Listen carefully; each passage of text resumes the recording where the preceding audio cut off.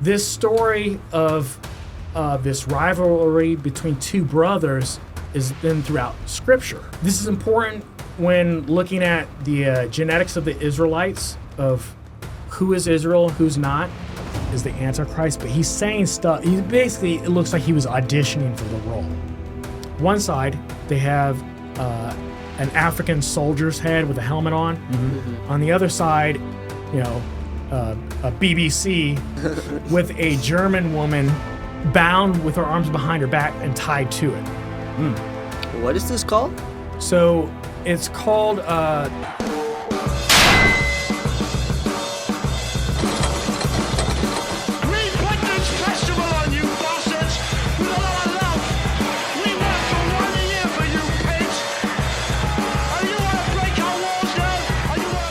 So this is my friend Jason, one of my best friends. I've known him for 16, 17, 18 years now.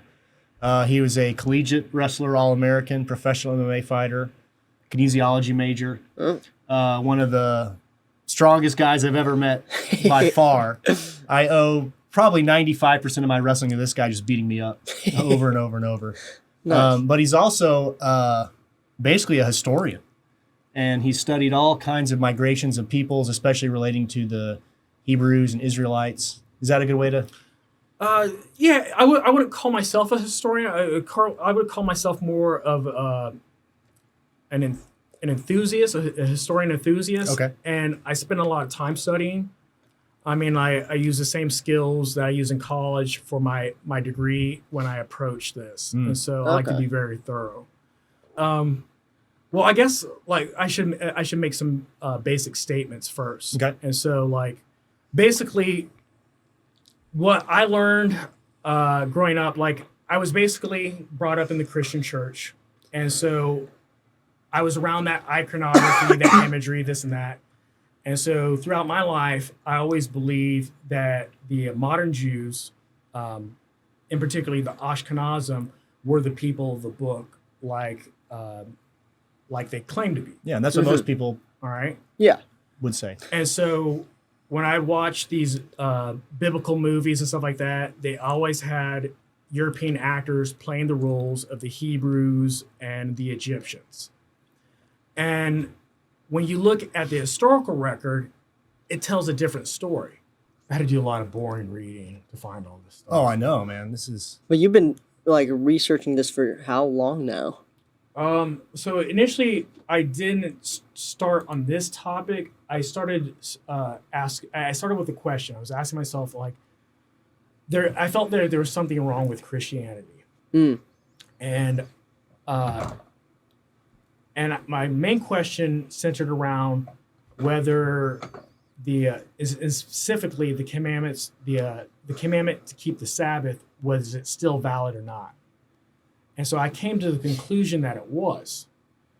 And so, and then when I came to that conclusion, then I started, and I decided okay, well, I should learn more about this, and I should probably start practicing slowly as I start to understand. So, so I started to kind of adopt the practices, okay, I'll start keeping the Sabbath.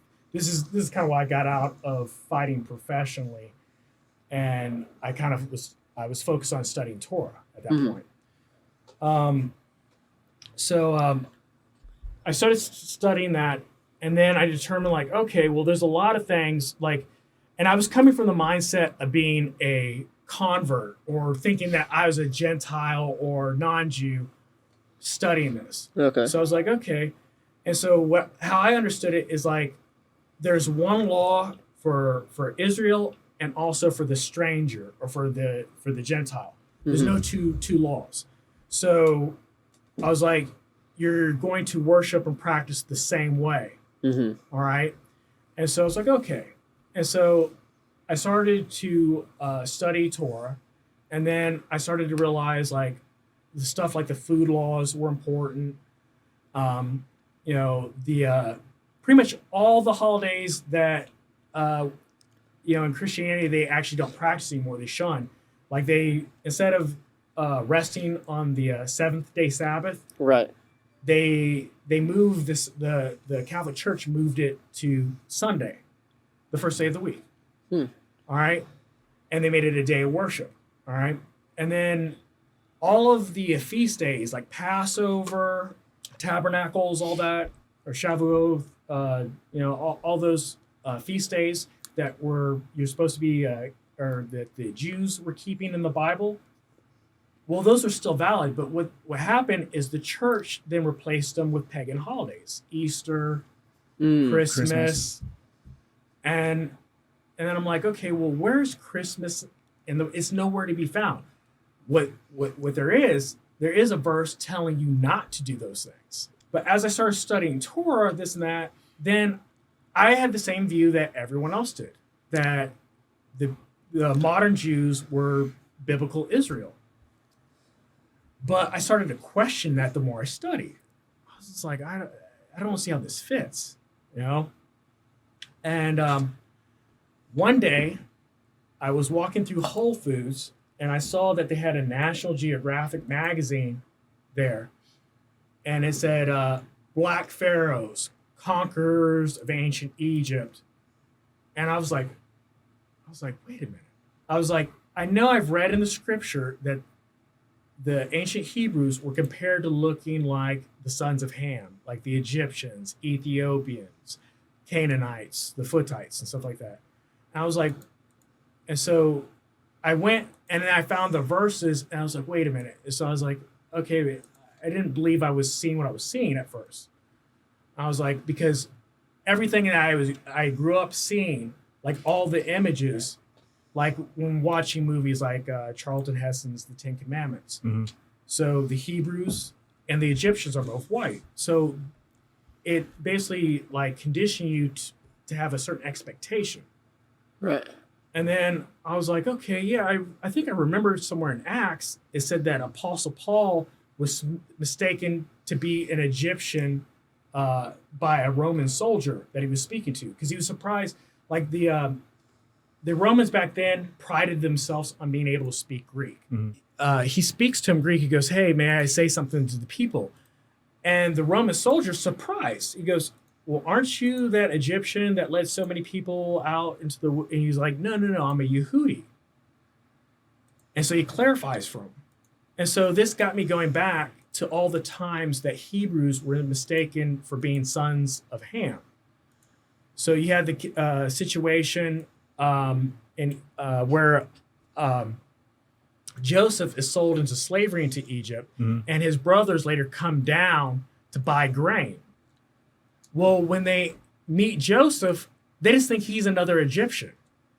They don't recognize him as being their brother. Yeah. All right. Later on, it's either the death of Yaakov or either way, they're going to a funeral.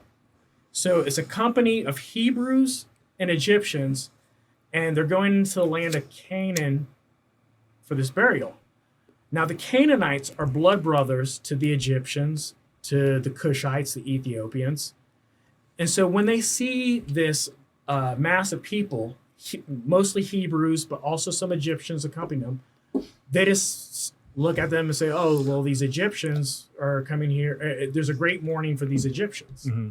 So, and then later on, you had Moses when he fled from Pharaoh after he killed one of the taskmasters, and he fled into the land of Midian.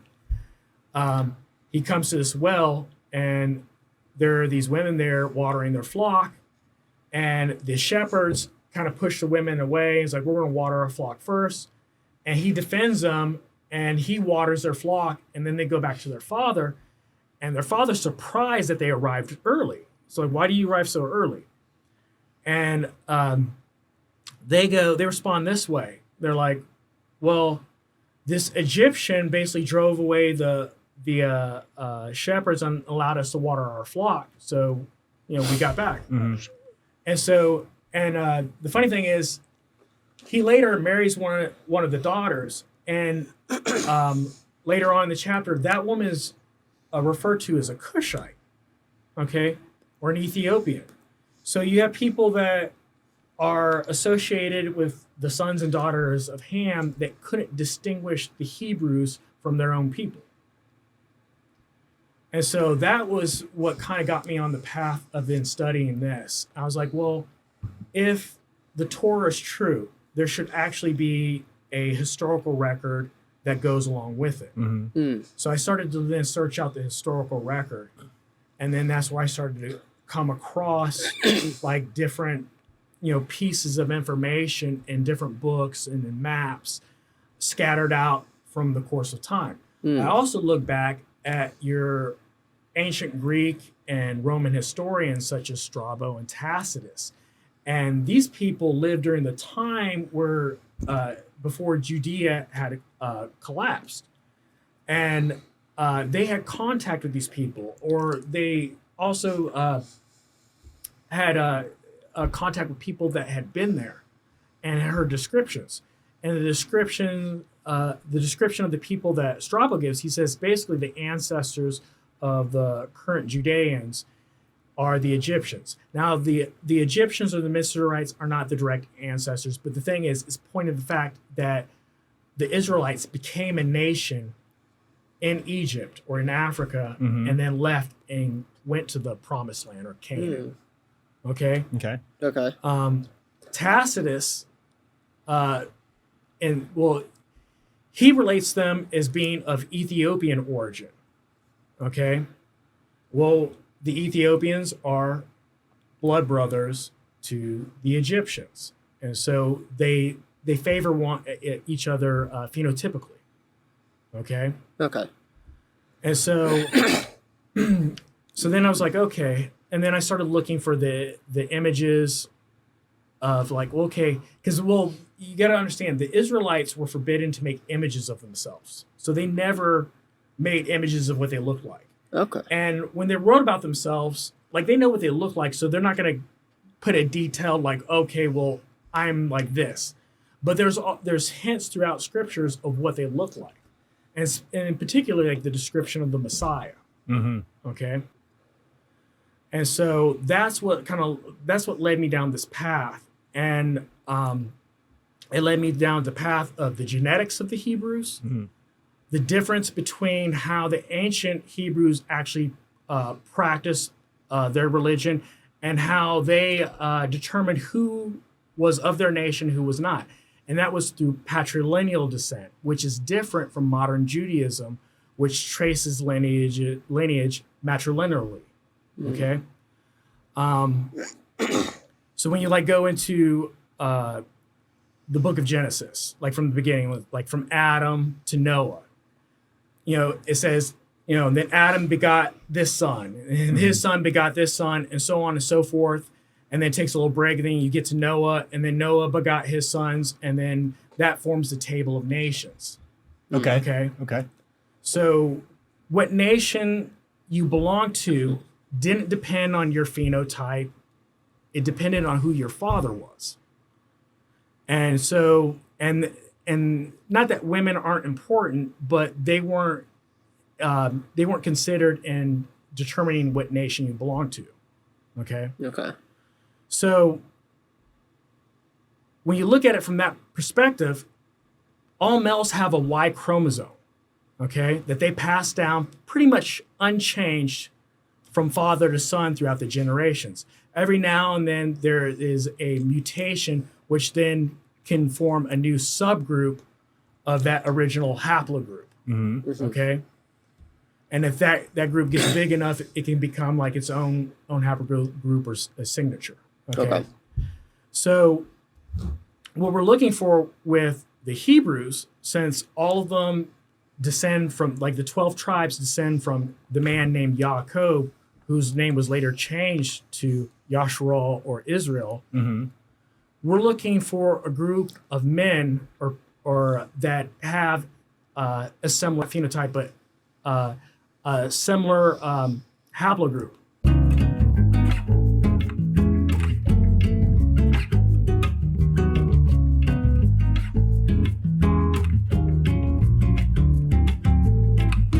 Okay, and also too, they probably would have a similar phenotype, physical expression. And so what you find is when you go into the genetics of it and the origin of Afro-Asiatic languages, which includes the Semitic family, which includes Hebrew and Arabic. They trace the origin and spread to that to the E haplogroup, and in particular EP2, which is also written E1B1. Okay. Okay. So if the E haplogroup or E1B1 is considered to be Semitic, then everything downstream from it would also be Semitic. Okay. See how that follows? Yeah. Yeah. Okay. All right. So there's two major branches from that ancient EP2 or E1B1 haplogroup. There's the E1B1A and there's the E1B1B. Okay. Okay. Now, the E haplogroup used to dominate Western Asia or Northeast Africa, also now called the Middle East, before it moved into Africa. Okay. And so what you have in North Africa, you have a lot of these E1B1 B lineages. Below the Sahara, you have E1B1A, okay? But you also find these E1B1B lineages in Southern Europe and also among about 20% of the Ashkenazim, okay? So that's going to be important later because you got to remember that you had two nations that were born. You had Jacob and you had his twin brother Esau. And so Esau was the one that was supposed to have the birthright. When you say Jacob, that's Jacob. Jacob, Okay. yes. Go ahead. Sorry. So Esau sold his birthright to Jacob. Can you tell us that story real quick for those that don't know? Okay. So Because this is kind of a pivotal moment in the yeah, lineage. it's a pivotal moment because the culture was like the firstborn son was supposed to have the birthright, and Hebraic culture and basically that Middle Eastern culture. All right, and what happened is Esau was out like hunting. He came back, and Yaakov was preparing a bowl of lentils, like red lentils, and Jacob is the second born? Jacob is the second born. Okay. So they're both twins. They're born like pretty much like right. Jacob came out holding Esau's heel. Okay. Okay. And so Esau had the birthright, but he came back from hunting, famished, and he said to his brothers, like, you know, give me some of that stew that you're making. You know, I'm famished. I'm about to die. We've always been there. You know, everyone's been there at some point in time. You're so hungry. You know, if you say, I'm about to die. I'm so hungry. All the I time. got to eat something. Daily. Okay. So he comes back. He probably wasn't about to die, but he, he feels terrible at the time. And so Jacob he's like, look, I'll give you a bowl of this, but sell me your birthright. Esau foolishly just like, yeah, sure. Sells his birthright for a bowl of lentils. Eats it, goes on his way, thinks nothing about it. Well, when it was coming time that their father was going to die and he was going to give the blessing, Esau didn't tell his father that he had sold the birthright and that it rightfully belonged to Yaakov. So the father had to perform some kind of like rite of passage to pass it So on? it's kind of like his will, Okay. you know? And so when he gives a blessing, it's like, you know, it's like good as a written will. Okay. Like Okay. all that belongs to me goes to you. Okay. All right. So Esau and Jacob's mother goes to Jacob, and she knows that it rightfully belongs to now Jacob. So she tells him, like, hey, you know, I want you to go in and I'm gonna take one of the goats. I'm gonna make a dish for your father that he loves, this and that. And you're gonna pretend to be Esau and you're going to take the blessing that should be yours, but Esau did not inform his father. So, you know, his father thinks that rightfully should go to Esau. But anyway, he comes in, he takes the blessing. Jacob and then does. Jacob takes the blessing. He was wearing like a wool coat or something, so wasn't he? Esau, I get the impression that they're identical twins except for one thing. That Esau tend to have more body hair, actually a lot of body hair. So she put like these goat skins on him. So, because at the time his father was basically blind. And when he came in, he actually didn't, he was suspicious because the voice to him sounded like Jacob's voice. So he asked them to come near him so they could smell him. And so he's smelling his clothing. And, Esau was a man of the field. He'd go out and hunt and stuff like that. So he would smell like the field. And his mother put that clothing on him. So he had the smell of the field, but his voice was just kind of throwing off his father a bit. And then he would touch on his skin. He was like, oh, well, he's hairy. And so he then goes and gives the blessing. So when Esau finds out about it, he's bent out of shape, but he shouldn't be because he didn't disclose to his father that he had originally sold it for a bowl of lentils. All right. And so this story of this rivalry between two brothers has been throughout Scripture. This is important when looking at the genetics of the Israelites, of who is Israel, who's not. And what you would expect to see is, like, let me dial this back a little bit. If you go into the book of Revelation, and chapter 2:9 and chapter 3:9, it says that there are a group of people that say that they are Yahudim or Jews and are not, but are telling a lie. Where does it say that? So it's in Revelation 2:9, chapter 2, verse 9, and chapter 3, verse 9. Oh, is that the synagogue of Satan that they... Yes. Okay. Well, there's a key to understanding who this synagogue of Satan is. In chapter 3, verse 9, it says a phrase. It says, basically, it's like, I'll make them come worship before your feet so that you know that I have loved you. Well, that particular phrase is said in another place in the Old Testament, and that's in the book of Malachi. And so when you go to the book of Malachi, chapter 1, verse 1, and you read, it goes like, and you ask how I loved you, and that I have loved Jacob, and that I've hated Esau. All right? Indicating that this group of people, the synagogue of Satan, that are claiming to be Jews and are not, are of the line of Esau. Okay. So once again, like, both of them come from the same father, so they're going to have the same general haplogroup. But as you go through time, they're going to basically split into two different subgroups. And so what we're saying is, what you can see when you're looking at the DNA and going back to the genetics and the spread of Afro-Asiatic lineages, and they link that to the E haplogroup, you do see a split. You see two different lineages. You have this E1B1B lineage, and you have this E1B1A lineage. And so what I'm saying, and what some of us that identify as Hebrews and Israelites today are saying, is that the people that descend from this E1B1A lineage are the descendant of those ancient Israelites. Okay. All right?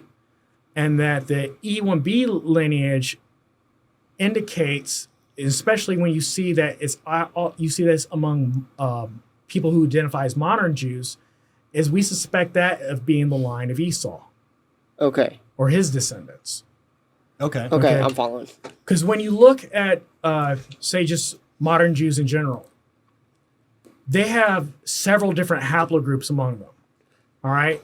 So they'll have, like, you'll see haplogroup J, J1, J2, haplogroup R, all these different haplogroups. Most of these haplogroups originated in Europe, not the Middle East. Okay? Yeah. And so, and also too, if you're supposed to come from one line, you would expect all the male sons to share a similar haplogroup. Right. You know, they may be of a different sublineage of E, or that haplogroup that we identify as being the original haplogroup of the ancient Hebrews. but they shouldn't come from like a totally divergent one, such as like, Like Turkey. T or, R or J. Right. Okay. And so, knowing that, and also knowing that like modern Jews trace their lineage not through the father's line, but through the mother's line. Yeah. When you look at, and now I'm speaking primarily about Ashkenazim, about 80% of their population descends just from four women, four Italian women, or women that have been linked to Italy that were converts. And so, like when you see like people posting their like 23andMe's or their different genetic reports, and that they're saying that they're 100% Ashkenazi or 98% Ashkenazi. What you also see is it will say like 100% European or 98% European as well. And so how could that be if they're supposed to be Semites? Yeah. All right. So what you have is a situation that I would describe kind of similar to Elizabeth Warren claiming to be Native American. Okay. Okay. So I'm not doubting that she has 164th Native American ancestry, and I'm not saying that she shouldn't be proud of that. But how does that determine that you're from that group of people? That's a stretch. And so that's the issue that you have. So when you look at the genetics, when you look at the Torah, and when you look at the historical record, it doesn't add up. And so with that, what we find is that after the destruction of Judea, Jerusalem, where Titus goes in and he basically destroys the city, most of those Yahudim, those Jews that escaped, fled into Africa. And this was their historical habit.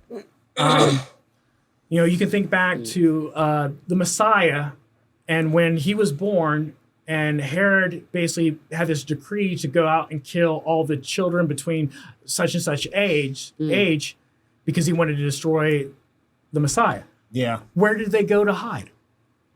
Egypt, right? Egypt. Yeah. Okay. So they fled into Africa for refuge until a period of time to when they returned. Okay. And the story of Joseph, or basically him being sold into slavery into Egypt, and then his brothers came down. Why? Because there was a famine. So Right. they went into Egypt to buy grain or to seek refuge so that they could survive the famine. All right. And so this has been a historical pattern with the ancient Hebrews. They would usually, when they would face a tragedy or something like that, and they needed to seek refuge, they would just flee deeper into Africa. Okay. And so going back to those ancient Greek and Roman historians, such as Strabo and Tacitus. All right. So Tacitus, when he's relating the story of Jerusalem in Book 5 of his histories,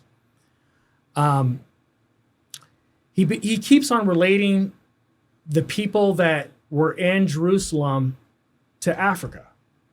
He says some say that they're from the island of Crete, who then settled in the remotest part or the nearest parts of Libya. Well, he's talking about Jerusalem. So he's saying that he considers Jerusalem the remotest part of Africa or Northeast Africa. All right. Did you want to pull? And we're gonna pull up some of these. Okay, maps. sorry. Okay. But in just a moment. Okay. Let's go ahead. Actually, this is a good time to pull up Tacitus. So what we have here is Book 5 of Tacitus's histories. This is 70 A.D., the destruction of Jerusalem. So they're going to relate the history of this city before its destruction. And so, it begins, with Titus Caesar, and he's been tasked with the duty of basically going in and subduing Jerusalem. And so now they're recounting the origin of the Jews. And so as we go down to the second paragraph here, it says, some say that the Jews were fugitives from the island of Crete who settled on the nearest coast of Africa about the time when Saturn was driven from the throne by the power of Jupiter. All right.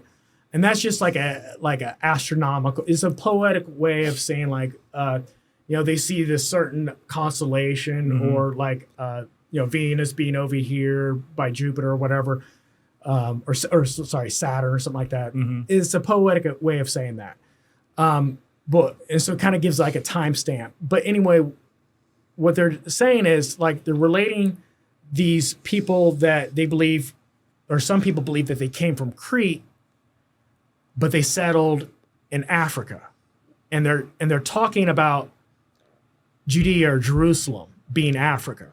All right. So the ancients perceived it that way because the people looked like the Ethiopians, the Egyptians. Well, also you have the Canaanites there, which them and the Hebrews shared a phenotype.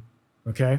Right. Now, when you go a little bit further along, and it says, others assert that in the reign of Isis, the overflowing population of Egypt. Now we know that the Hebrews became a nation in Egypt before they went to Judea. Okay. All right. So it's like Moses in the Exodus. So when they went down, they were only like 70 people. But when they left out in the Exodus, they were an entire nation of people. Okay. So they became a people within Egypt. So going deeper into Africa from where they were at. Okay. And then if we go a little bit further, many again say that they were a race of Ethiopian origin who in the time of King Cepheus were driven by fear and hatred of the neighbors to seek a new dwelling place. All right. Well, the Ethiopians and the Egyptians are blood brothers. All right. Okay. And so they keep on being related to looking like the sons of Ham, the Ethiopians, the Egyptians. All right. And Ham is one of the sons of Noah, is that right? So Noah had 3 sons. He had Japhet, Ham, and Shem. The Hebrews descend from Shem. Okay. Your Egyptians, your Cushites or Ethiopians, your Canaanites who lived in the land of Palestine, and your Futtites are from Ham. And they're comparing these Shemites to looking like, phenotypically like the sons and daughters of Ham. Okay. And then Japhet would be your Europeans. Okay. And so generally speaking. Okay. So let's go ahead and let's go to our first, let's go to the Library of Congress. And what we're going to go to is the tribes of the Caucasus. Okay, so. All right. So we're on the Library of Congress's website, and we've pulled up the book, Tribes of the Caucasus. All right. And this is image 41 out of 144, page 31. So I'm just going to read this to you. This is the Indo-Chinese race. This Indo-Chinese race was nearly annihilated by Timur in a spirit of Mohammedan fanaticism, and their place was in the course of time filled by the Armenians, likewise a trading people who have by degrees spread far and wide in the east, and have at this present day the chief part of the trade with the interior of Asia in their hands. These pursuits have brought them in close connection and intercourse with the so-called ancient or black Jews scattered over the interior of Asia from China to the Caspian Sea. But their chief seat is at Bokhara, where they reside in great numbers, having a mysterious political organization under native princes. There is hardly any doubt of their being descendants of the 10 lost tribes. So this is like a random thing that they threw out here in this book, but what you start to see, a pattern the further you go back. And this pattern is among Europeans saying that the ancient Jews were perceived to be black, all right, or African, okay? Okay. So I'm going to have you go to the Library of Congress again, and we're going to select the races of the Old World. Okay. Gotcha here. All right. Now we're looking at this middle paragraph. And it says, a large portion of the brown and black tribes of North Africa, as has been shown, belong to the same family as that which first originated commerce, which invented the alphabet, produced the sublime Hebrew poetry and Arabian science, and which was through many ages in one of its branches the especial medium fitted by Providence for transmitting the most elevated religious inspirations to mankind, and in which the divine manifestations of Jesus Christ was made. That's kind of a mouthful to say there. Yeah. The Semitic Negro can certainly never be considered by worshipers under a Semitic religion as inferior in blood to themselves. Okay, so break that down Semitic a little Negro. bit. Okay. So, once again, the Semites, the ancient Israelites, have been always compared to be looking like the sons of Ham, the Ethiopians, the Egyptians, even the Canaanites. They shared a similar phenotype. And so they're telling you right here that they were Negroes. They had woolly hair, almond-shaped eyes, dark skin, basically like if you use the Fitzpatrick scale, which is a human skin tone scale, they would be type 4 to type 6, skewed in the direction of type 6, which is the darkest pigments. Okay. All right. And so you start to find all these little references to the original Hebrews being black. Now, when you look at the genetics and the historical record, they start to line up as well.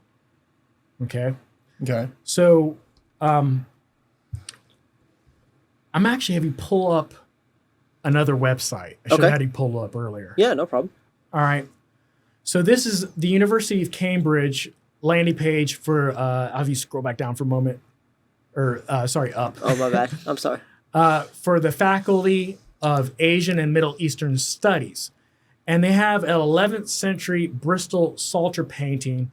And the title of it is Chaldean Soldiers with Hebrew Captives. Now, if you remember the story of Abraham, Abraham is also, he's a Chaldean. He's an offshoot of, the Israelites are an offshoot of the Chaldeans. All right. And so they would basically phenotypically look the same. And this is exactly what you have here in this picture.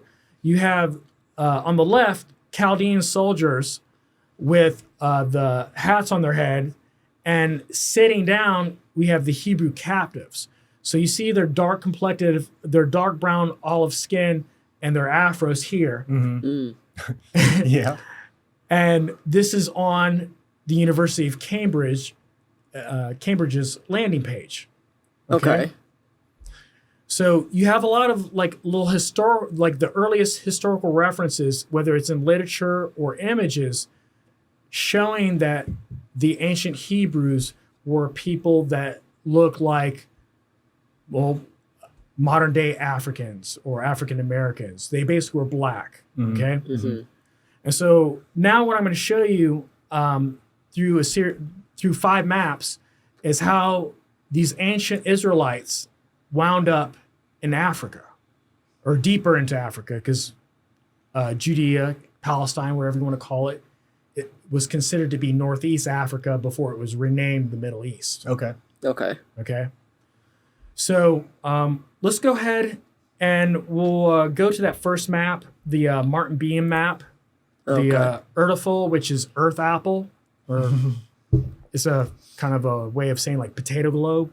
I think it Potato globe? Yeah, because Erdafel is like I think it's a German word. Okay. and it's translated Earth apple, but I think, like a potato, So what you see here, we see the equator, and then we see these blue badges, all right? Yeah. And those are signs of the zodiac. So you have Scorpio, you have Sagittarius, and Capricorn right there. And so if you go back to the middle here, you see this mountain range right there. If we zoom in, that's Lunae Montes, or the mountains of the moon. All right, that's an important geographic feature. All right, and so we'll scroll back out one more time because I want people to understand that they're looking at a map of Africa, even though it's kind of distorted. So if we go up here and we see this orange area, that's actually the Red Sea.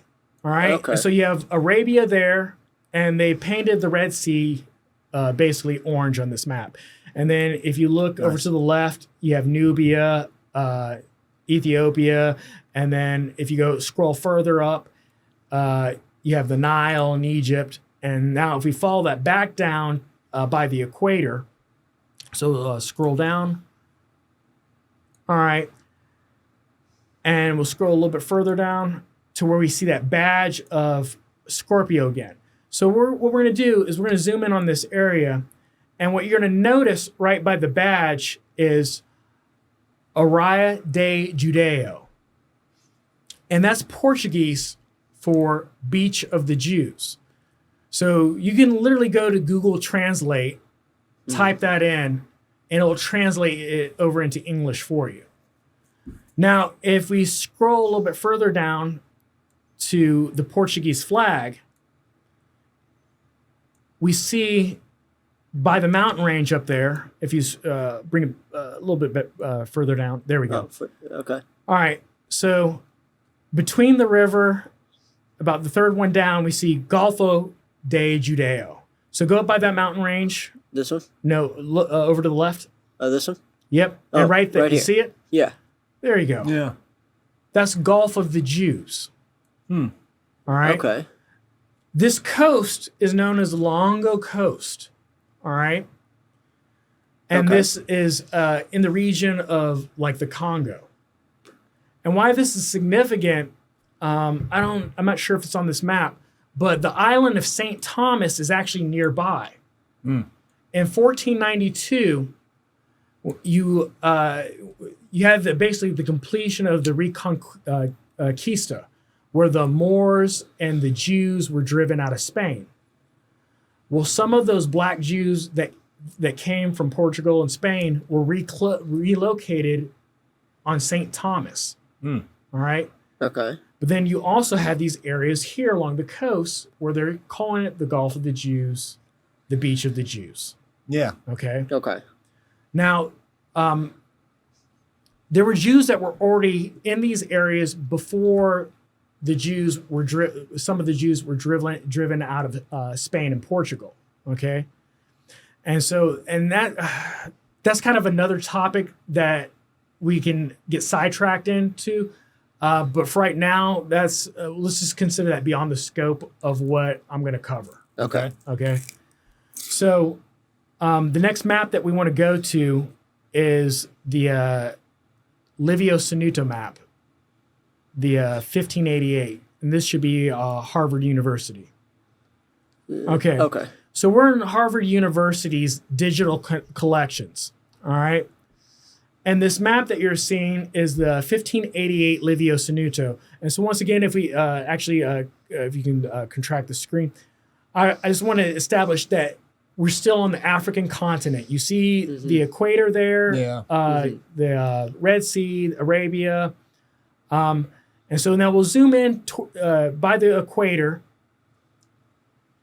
And I want to actually scroll over to this island. You see St. Thomas right there by the equator. Yeah. Okay. Okay? Yeah. All right. And now we're going to go back over here inland. And we have this region that's surrounded by mountains called Judea Rumterra. All right.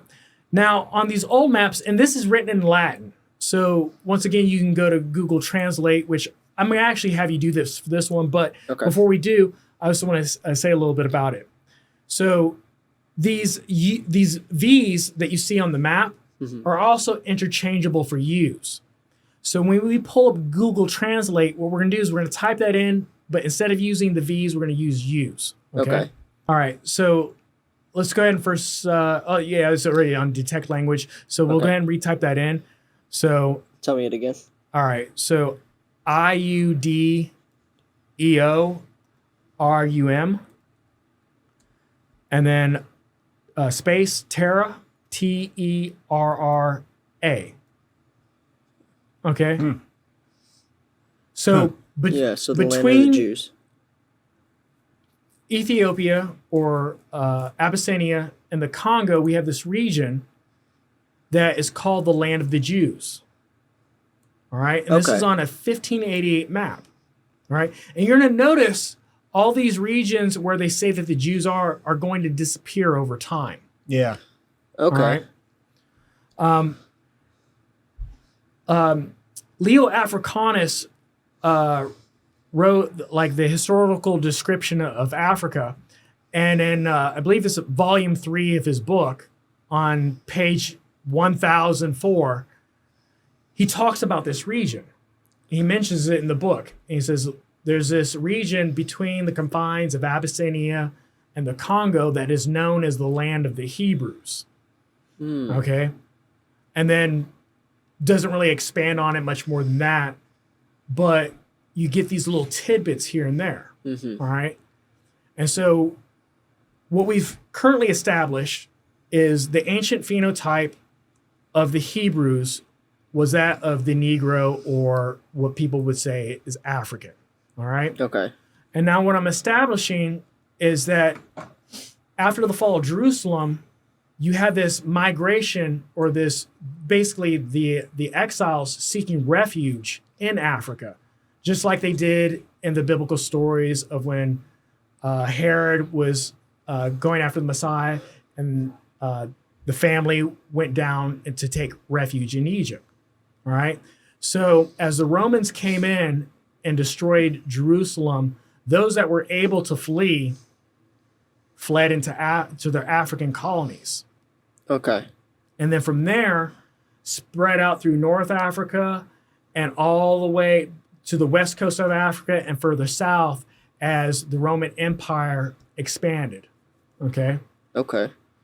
So the next map that we want to go to is on the Library of Congress's website, and we're going to go to that Negro land map. Sorry, it's a funny word. Yeah. So the land of the blacks. And so now when we zoom in on Negro land, we're going to look at this area in this region along the slave coast, which is also known as Dahomey and also known as Ouida. But if we zoom in a little bit further, yeah, right there. This one? Yeah, right there. So we zoom in. Oh, look, proper. So we see kingdom, that KM stands for Kingdom of Judah. Okay. All right. Gotcha. And this is in the region of Dahomey. Gold Coast. All right. Gold Coast, and also called the Slave Coast. There was a movie that came out recently about the Dahomey Amazons. Okay. Or a year ago or something like that. All right. And the Jews that lived in this region were basically in a state of vassalage under the Dahomey. And so the Dahomey would often sell them into slavery to like the Portuguese or whatever Europeans that were selling them to at the time. Okay. Okay. Okay.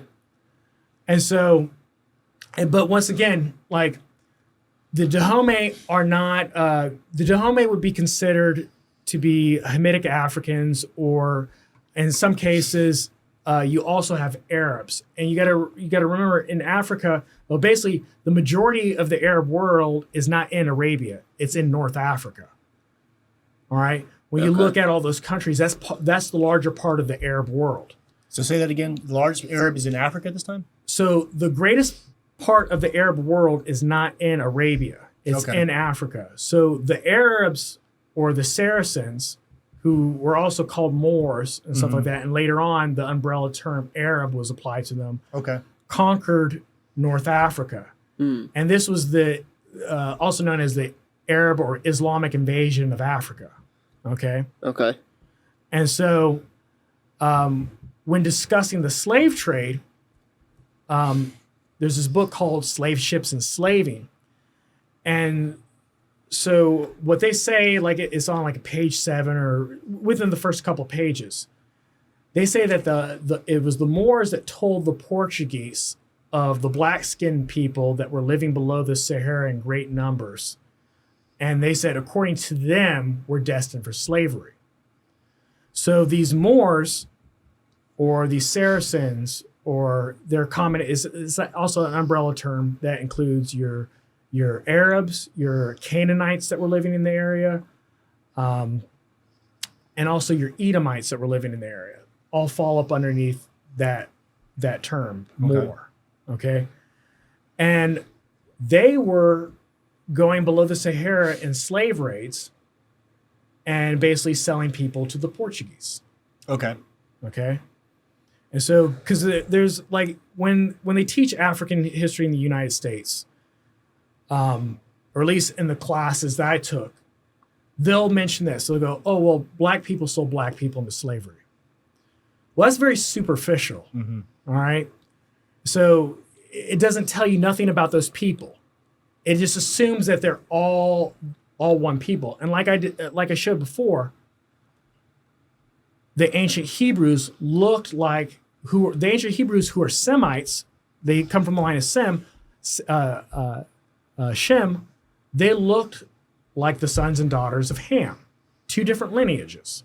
Okay, so when people say that black people sold black people in slavery, it's not acknowledging the differences. Okay.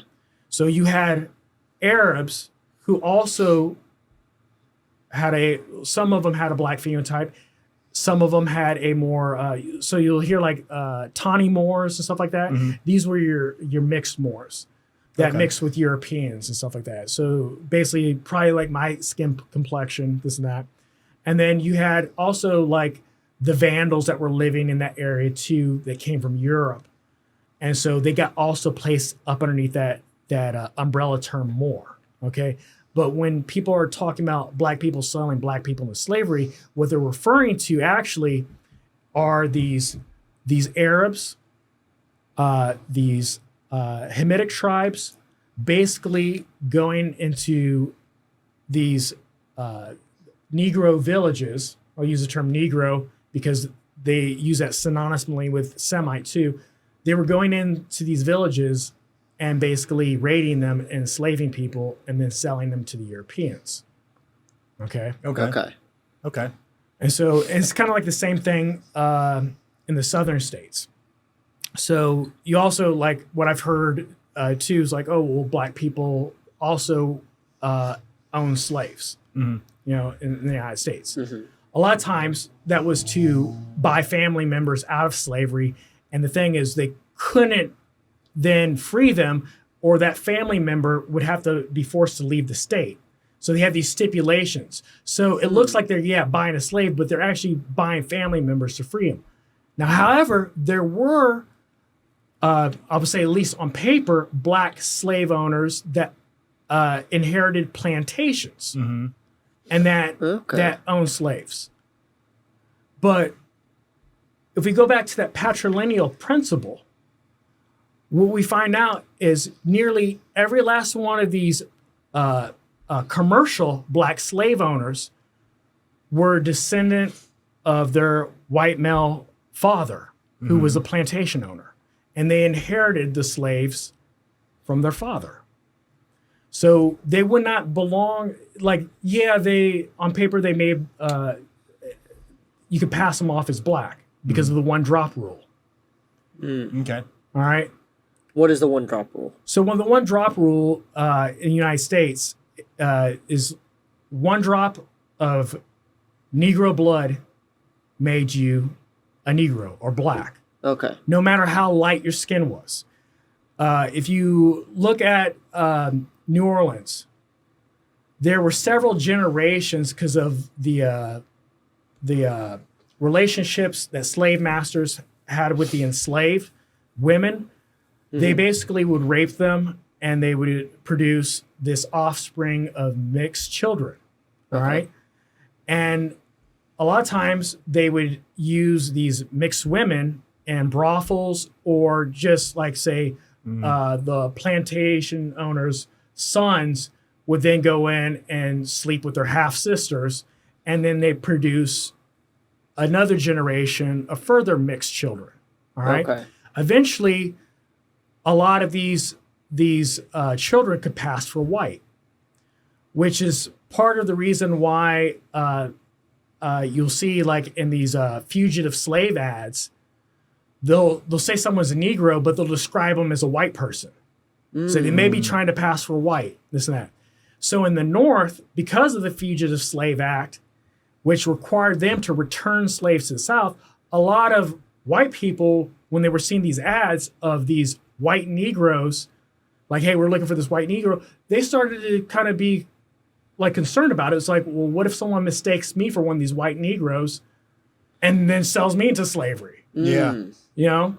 Okay. So part of their motivation, or a big part of the motivation for the North to end slavery, was because of the miscegenation that was going on in the South on the plantations. Okay. Okay. Okay? Yeah. So a lot of these so-called black slave owners actually could pass for white. But you'll see people that will kind of like throw that back into African Americans' faces and say, Yeah, well, I've heard black that. people sold black people to slavery, black people own slaves. But when you look a little bit deeper, you find out, well, if we go by the patrilineal principle, well, those will be sons and daughters of Yafet, even if they looked black. All right. So what nation that you belong to, what tribe, family, and clan, wasn't dependent on your phenotype. It was dependent on who your father was. So that's why I said, like, most of your Yaphetic people, you can consider them to be Europeans, but you have people that could also pass for being, say, black or Asian, this, that, especially like in Central Asia.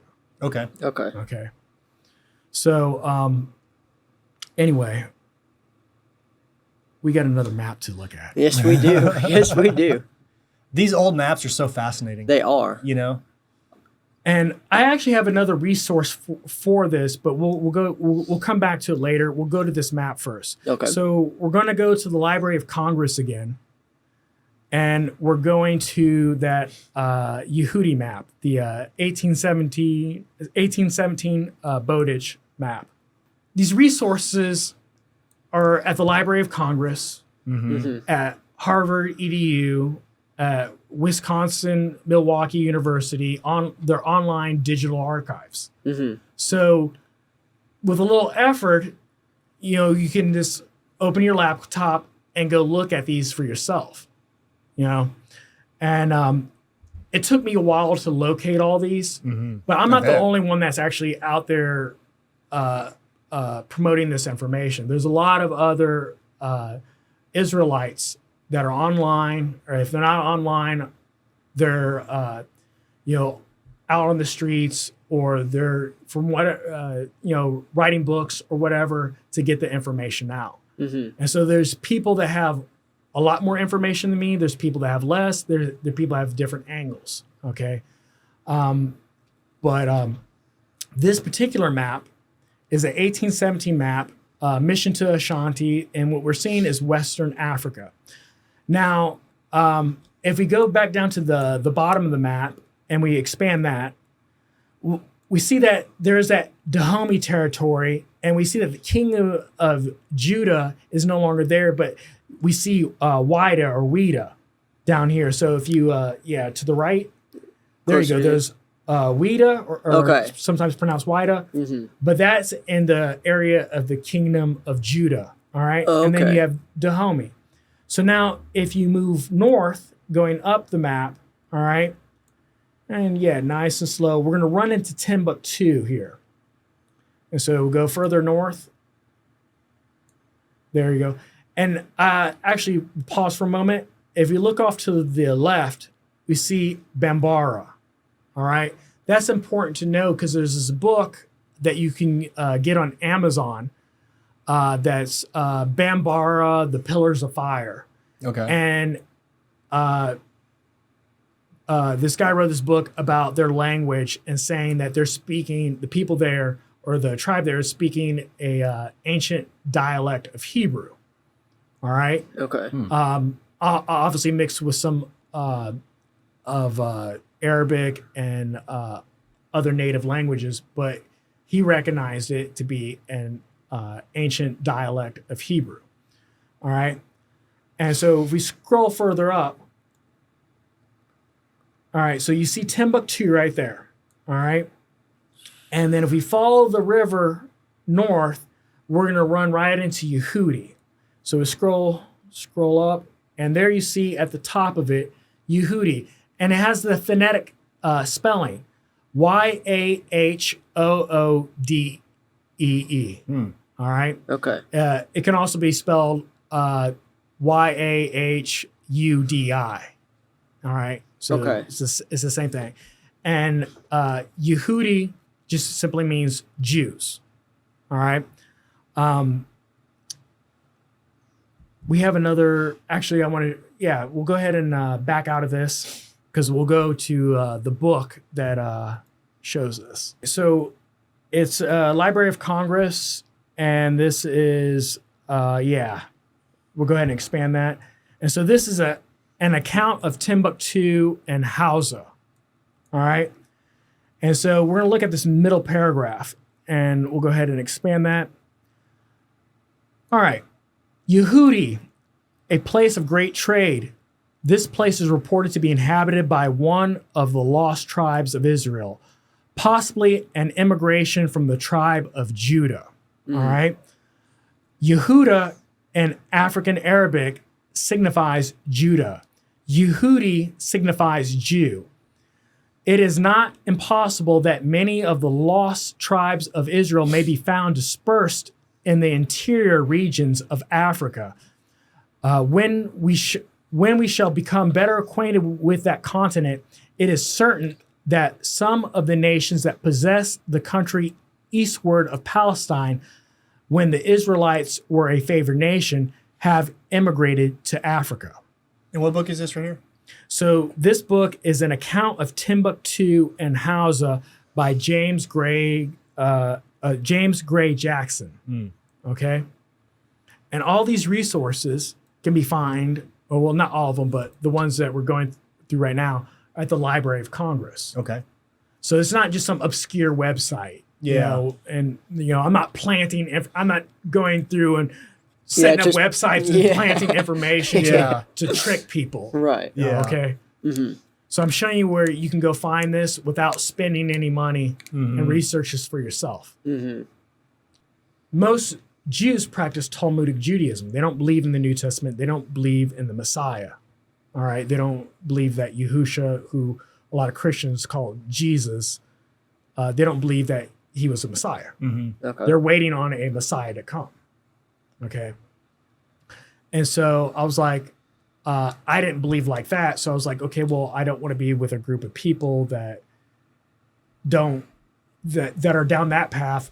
When I'm down this path. Right. So I was trying to look for a group of people that believe that you should practice Torah, meaning, the Ten Commandments, the Sabbath, the feast days, the food laws, all that stuff. And I wanted to learn more in a group like that. So it started off as this process where I'm basically teaching myself very slow. Until one day, I walk into Whole Foods and I see that National Geographic magazine where they have on the front cover a black pharaoh and the Egyptian pyramids behind him, and the titles of like Black Pharaohs, Conquerors of Ancient Egypt. So to me, that kind of read funny. I was like it implied like the pharaohs were anything but black. Now, understanding that there was a Greco-Roman period in Egypt where you had Greeks and Romans that were so awe-inspired by Egyptian culture that they adopted it, and then they became pharaohs and that, but they were Greeks and Romans. All right. So yeah, you had Greeks and Romans in Egypt, and a lot of times when people refer to as like, well, this is what the ancient Egyptians look like. That's not what they look like. Those are the foreigners. Yeah. All right. And so when I saw that magazine cover, I was like, I remember reading in the Torah that the Jews were mistaken for looking like the sons of Ham. And that's what got me on the path that I'm on now. Okay. And so I was like, okay. So started off with that. And then I went and I found the scriptures on that. I found the scriptures on how they would be dispossessed from their heritage, basically scattered throughout the world, sold into slavery, tells by who, to whom, and the method being shipped, into slavery. Yeah. And then they have this 400-year prophecy with it. And that's from Abraham, right? That's from Abraham. Dream. So yeah, he falls into deep sleep. He's having this dream, and you tell him like basically that his descendants would be in a land that's not theirs, and they would be afflicted for a period of 400 years. At the end of that 400 years, that he would judge that nation where they were held captive, and then basically return them back to their heritage. So some point at the end of that 400 years and that judgment period, all that takes place.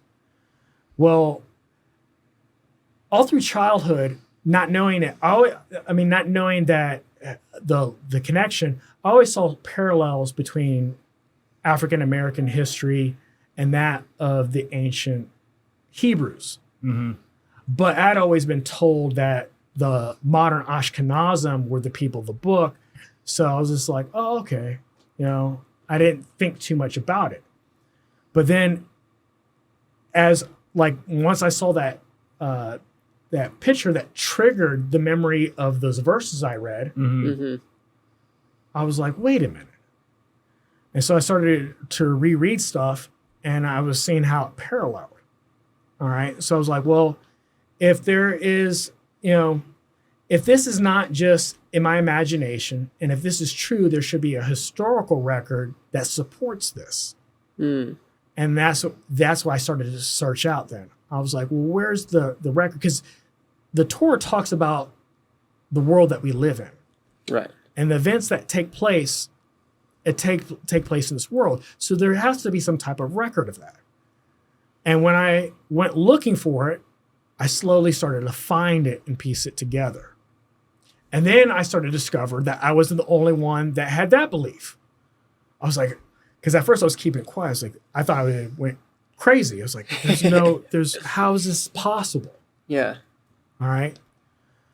And so I was just like, there's no way. I was like, this is, it seemed to be too large of a secret to hide. Right. Without the collusion of nations as a whole, of academia, of the religious institutions, all working either together or independently, but towards the same, unknowingly to the same goal of hiding that information. Yeah. The 400-year prophecy, do you know, when were the Africans first sold into slavery in America? So the first to arrive in the English colonies, so you had the Spanish, they had their colonies, the French and all that. But the first to arrive in the English colonies was in 1619. Okay? Okay. So there's 20-odd something Negroes that arrived in the Virginia colony. Okay. All right. In 1619. 1619. 400 years from there is 2019, just like right around the time that the COVID pandemic happened. 2020 was the year everything went to craziness. All right. And so the first child African child born in the United States was born in 1624. Mm. All right. So if we kind of like line up the timelines, and I'm not sure if that because that first group of Africans that arrived here, they may not have been Hebrews, even though we share the same phenotype. So there's some guesswork here. But if we were to assume that they are, and then we're assuming that either the counting of that 400 years in the land of their captivity starts from either 1619 or 1624, that puts us right in this time frame that we're at right now. Yeah. Also, too, if you consider that the average lifespan of an empire is 250 years, Yeah. United States is at 240, considering that it was founded in 1776. Okay. So you have a lot of these, what seem to be, well, some people would say are coincidences starting to line up. Right. Okay. But before we kind of go further into that, we probably should dive into a little bit more of this work so I can show you actually, we can talk about it now. So all these maps that we've gone through, Yeah. if you were to take a blank map of Africa and just pinpoint their locations of where all these scattered Israelite tribes were, all right? And then you superimpose a map of the slave trade on it, you'll see that all these regions where the Israelites were supposed to have settled in Africa are the same regions that were targeted by the slave trade. Interesting. Huh. Okay. Okay. And so there's this verse in Zephaniah that says, beyond the rivers of Cush, the daughter, and that's like Cush, the term there sometimes is translated Ethiopia. So beyond the rivers of Ethiopia, the daughters of my dispersed ones shall bring my offering, or the descendants of the Israelites.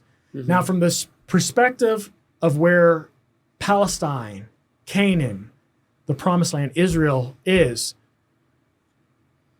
Cush, or Ethiopia, is southwest of it. And beyond those rivers would be basically the regions west of the Nile. All right. And through these maps, I've shown you the land of the Jews just right there in the Congo region. Along the Luhango coast, you saw Araya de Judeo, the Gulf of the Jews, and you also saw on the west coast of Africa the Kingdom of Judah and Yehudi over there.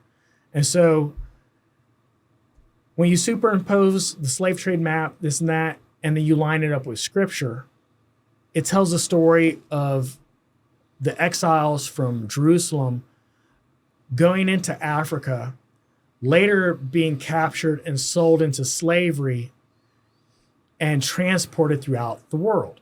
So you had your Atlantic slave trade, but you also had your East African slave trade. Okay. So where they were taken into Asia, like Persia, India, some arrived in China. How many of you guys are you familiar with the Black Samurai? No.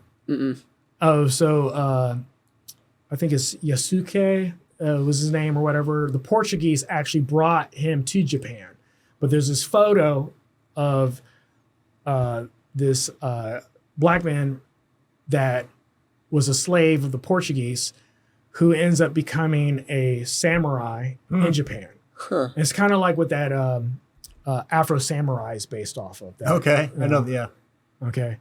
And so when you actually look at the history of the African diaspora, it is the history of the Hebrew diaspora because it fits the prophecies of them being scattered to all nations, or basically to nations that the Gentiles would control. Okay. Okay. So that's to your islands, South America, Central America, North America, throughout Europe, Asia, and stuff like that. You can find that African slave trade, the so-called African slave trade, went to all these areas. And a lot of it was in ships, which a lot of Israelites refer to Deuteronomy chapter 28 for that verse.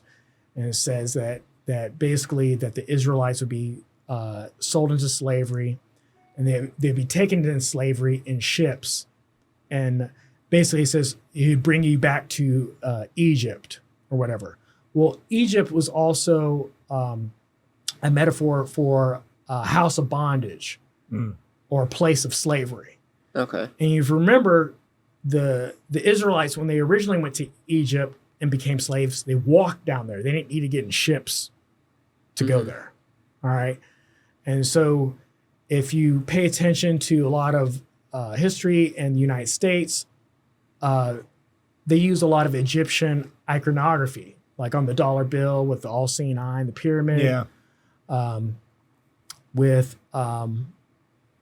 also too, the pyramid has 1776 at the bottom of it. I didn't know that. And so you have basically this the southern states were known as, like in Egypt, like people would write about this, and like you can find literature on it and stuff like that. They referred to it like as a nickname of Egypt. When we had the eclipse, Yeah. all right, so there was eclipse back in 2017, and then there was the recent eclipse. Well, they crossed, and the point where they crossed, the epicenter was in southern Illinois, right over a place that's actually called Little Egypt. Really? Really? And now, That's interesting. here's the thing. A lot of those people that had settled in southern Illinois had came from the southern states. And people think that because it was a northern state, it didn't have slavery. But they actually did there. And so you have this eclipse that crosses, and it basically makes a Hebrew Aleph and Taw when you look at it superimposed on the map. What's the Aleph and Taw? So it's like the Alpha and the Omega. Okay. Oh, okay. Yeah. All right. The beginning and the end. So it's kind of like a mark to end or for the end of a period and the beginning of a new one. Okay. All right. But it's kind of interesting that the place where the two paths cross was in a place that's known as Little Egypt Yeah, right. in southern Illinois.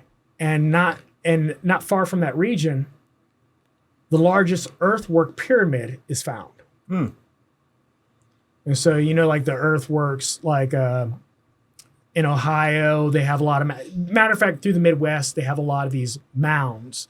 Some of them like pyramid shaped. Some of them are in the shape of animals, like the one in Ohio, they have like the snake mound and so on and so forth. But the one in Illinois, I believe, is the largest earthwork pyramid in North America, or at least the one that's been found. Okay. Interesting. So you have all these things coinciding and lining up with the historical record and the biblical record, or the record in the Torah. Yeah. In the Bible, in the Revelation, I just remembered this. Isn't there in Revelation, they talk about at the end, certain people will stand with the Jews and some will not, and that's how they're going to be judged? Well, this is a reason why a lot of Christian Zionists support modern Israel, because they believe that those are the people of the book. So you find them supporting atrocities, which a lot of people are just questioning. Is like, how can you, being a Christian, support this? Yeah. And they're obviously committing war crimes. Yeah. You get that ostrich effect. They kind of don't want to. And their justification for that is like, they're the people of the book. You've heard them quote like, if you bless Israel, you'll be blessed. If you Yeah. curse Israel, you'll be cursed.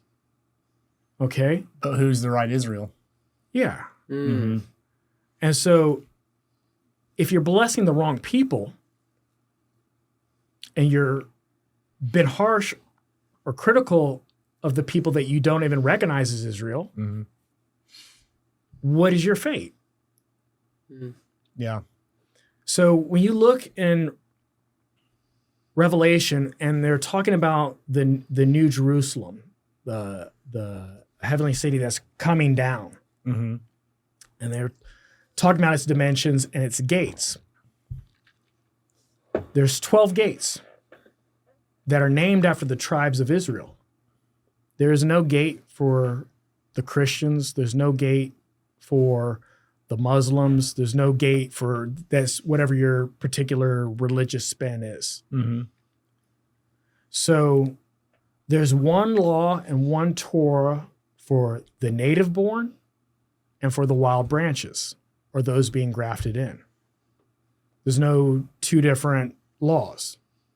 And so if the native born has to keep Torah, has to keep Sabbath, has to keep the feast days, has to,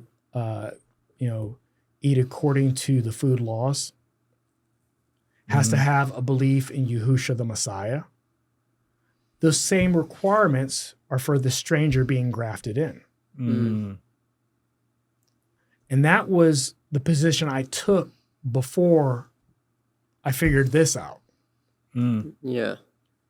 And so, and those were the things that I also believed before I figured it out. And then I noticed that a lot of Christian Zionists, if you then say like, well, hey, those people do not fit the prophecy of who the actual Israelites are, but these people do, they won't accept it. Yeah. They're like, they've been conditioned to believe that their Messiah and the chosen people look a certain way. But they refuse to look at how they're behaving, which would indicate that they're not behaving as if they are the chosen people. Mm. Yeah. Almost the opposite. The exact opposite. Mm-hmm. Conversion of what?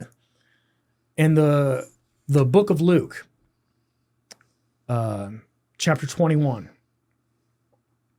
it says that Jerusalem would be trampled down by the Gentiles until the time of the Gentiles are fulfilled, and that Israel will basically be scattered and enslaved, or basically scattered and living in the places where they had been enslaved until the end of the time of the Gentiles. Well, there's a principle of first use, all right? And so to understand what that term Gentile is, you have to go back to Genesis. And the first time you hear it used are with the sons of Japhet. They inhabit the islands and isles of the Gentiles. And so Gentiles can mean just nations in general, but also it can be specifically referring to the descendants of Japhet and the countries that they control and operate. And so when I point out that the majority of your modern Jews are actually descendants of Japhet that have now come into Palestine and claimed it as their biblical homeland, Mm-hmm. this fills a couple prophecies that were spoken in the Torah. First of all, in Genesis chapter 9, one of the last verses in chapter 9, it says that the sons of Japhet would be dwelling in the tents of Shem, or basically where Shem, the descendants of Shem, used to have their homeland. Mm. Okay? And then when you go to, I believe it's in Ezekiel, the 35th and 36th chapter, it talks about how the land would be stolen by Gentiles and Edomites, and that the land would be basically constantly trampled down or in a state of war or conflict. And so, but people tend to ignore, Christians tend not to read the Old Testament, so they're unaware of this. And so then when you point it out, they have like this cognitive dissonance. They're not able to process it. And then when they're like, okay, well, maybe I'll come at from this angle. Let's talk about the genetics, like going back into that parental Y. All right. Most of those male lines that modern Jews come from, and in particular the Ashkenazim, are European male lines. The 80% of Ashkenazim through the mitochondrial DNA goes back to 4 European women. Where's the Semitic lineage? It doesn't exist. Now, some of them may have a little bit of a Semitic lineage, but that is through intermarriage and relatively recent. Yeah. And so when you look at the genetic studies, most of your modern Jews ping with Italians, which would make sense when you consider the maternal DNA of 80% of them. Yeah. And also there's the reason why they stand out among other Europeans, because they had a high degree of endogamy among them. What is that? So endogamy is where you marry within a group. So say you have a large group of people and you have a small group splinter off and form their own community. All right. Now they're originating from this larger group. Right. And their male lines, they may be of the same, like say, haplogroup, right? But over time, they're going to have their particular subgroup of that haplogroup, okay? And certain genetic markers that indicate that they're from that community. Because eventually, over time, they're going to be marrying people that would be genetically like their third and fourth cousin, okay? Yeah. And so it's kind of like, it's like inbreeding, but you're not directly like, sleeping with your sister. All right. Yeah. And so they had a high degree of endogamy and avunculate marriage. And avunculate marriage is where an uncle marries their niece. All right. And so when you have that going on and you don't marry outside your group, what happens is those genetics get concentrated and things like genetic diseases start to emerge, like Tay-Sachs, sickle cells, one of them. And so usually when they're pointing out that like, okay, well, by DNA I'm Jewish, is that what they're saying is mitochondrially they relate to one of those four women. And most of those genetic tests that they're taking, first of all, they're not taking them in Israel because you have to have you have to be approved by the court to get the test for certain reasons. So if you're going to take, you can't just take a 23andMe in Israel.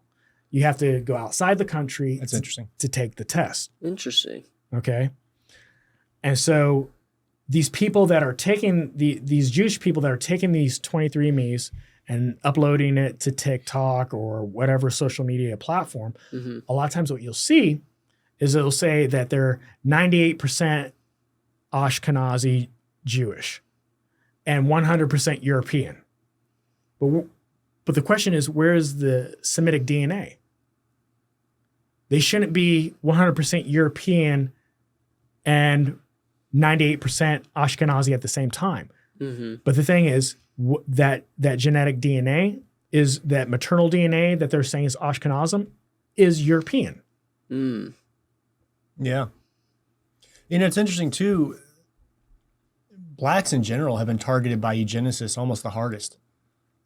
Well, part of the reason why Hitler was kind of motivated for the final solution, in Mein Kampf, trying to think of the page. I want to say it's like 624, whatever.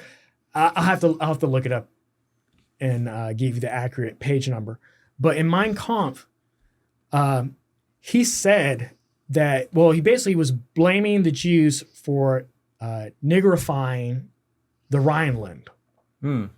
So he blamed them for bringing in the Negroes into the Rhineland and contaminating. He saw black people as basically a biological weapon. And so, and kind of, he got his eugenics from American apartheid, or the Jim Crow South, the chattel slavery that was here, and basically their miscegenation laws. And so he's applying that, in the was 1930s to 1948. He's applying that to the Jews, and he's angry at them for doing that, among other things. And there was actually a coin. You can look this up. It's in German, but you can type in "shame of the Rhineland" or "the shame on the Rhine." It's a 1920 coin where they have on one side they have an African soldier's head with a helmet on. On the other side, it's a BBC, a big black dick with a German woman bound with her arms behind her back and tied to it. What is this called? So it's called the Shame on the Rhine coin. Oh, yeah, there we go. Wow, Click on that hell? right there. That's insane. Yeah, I'll find one that isn't a... This was their I mean, this currency, is- or what was this? So, so it says Die Schwartz.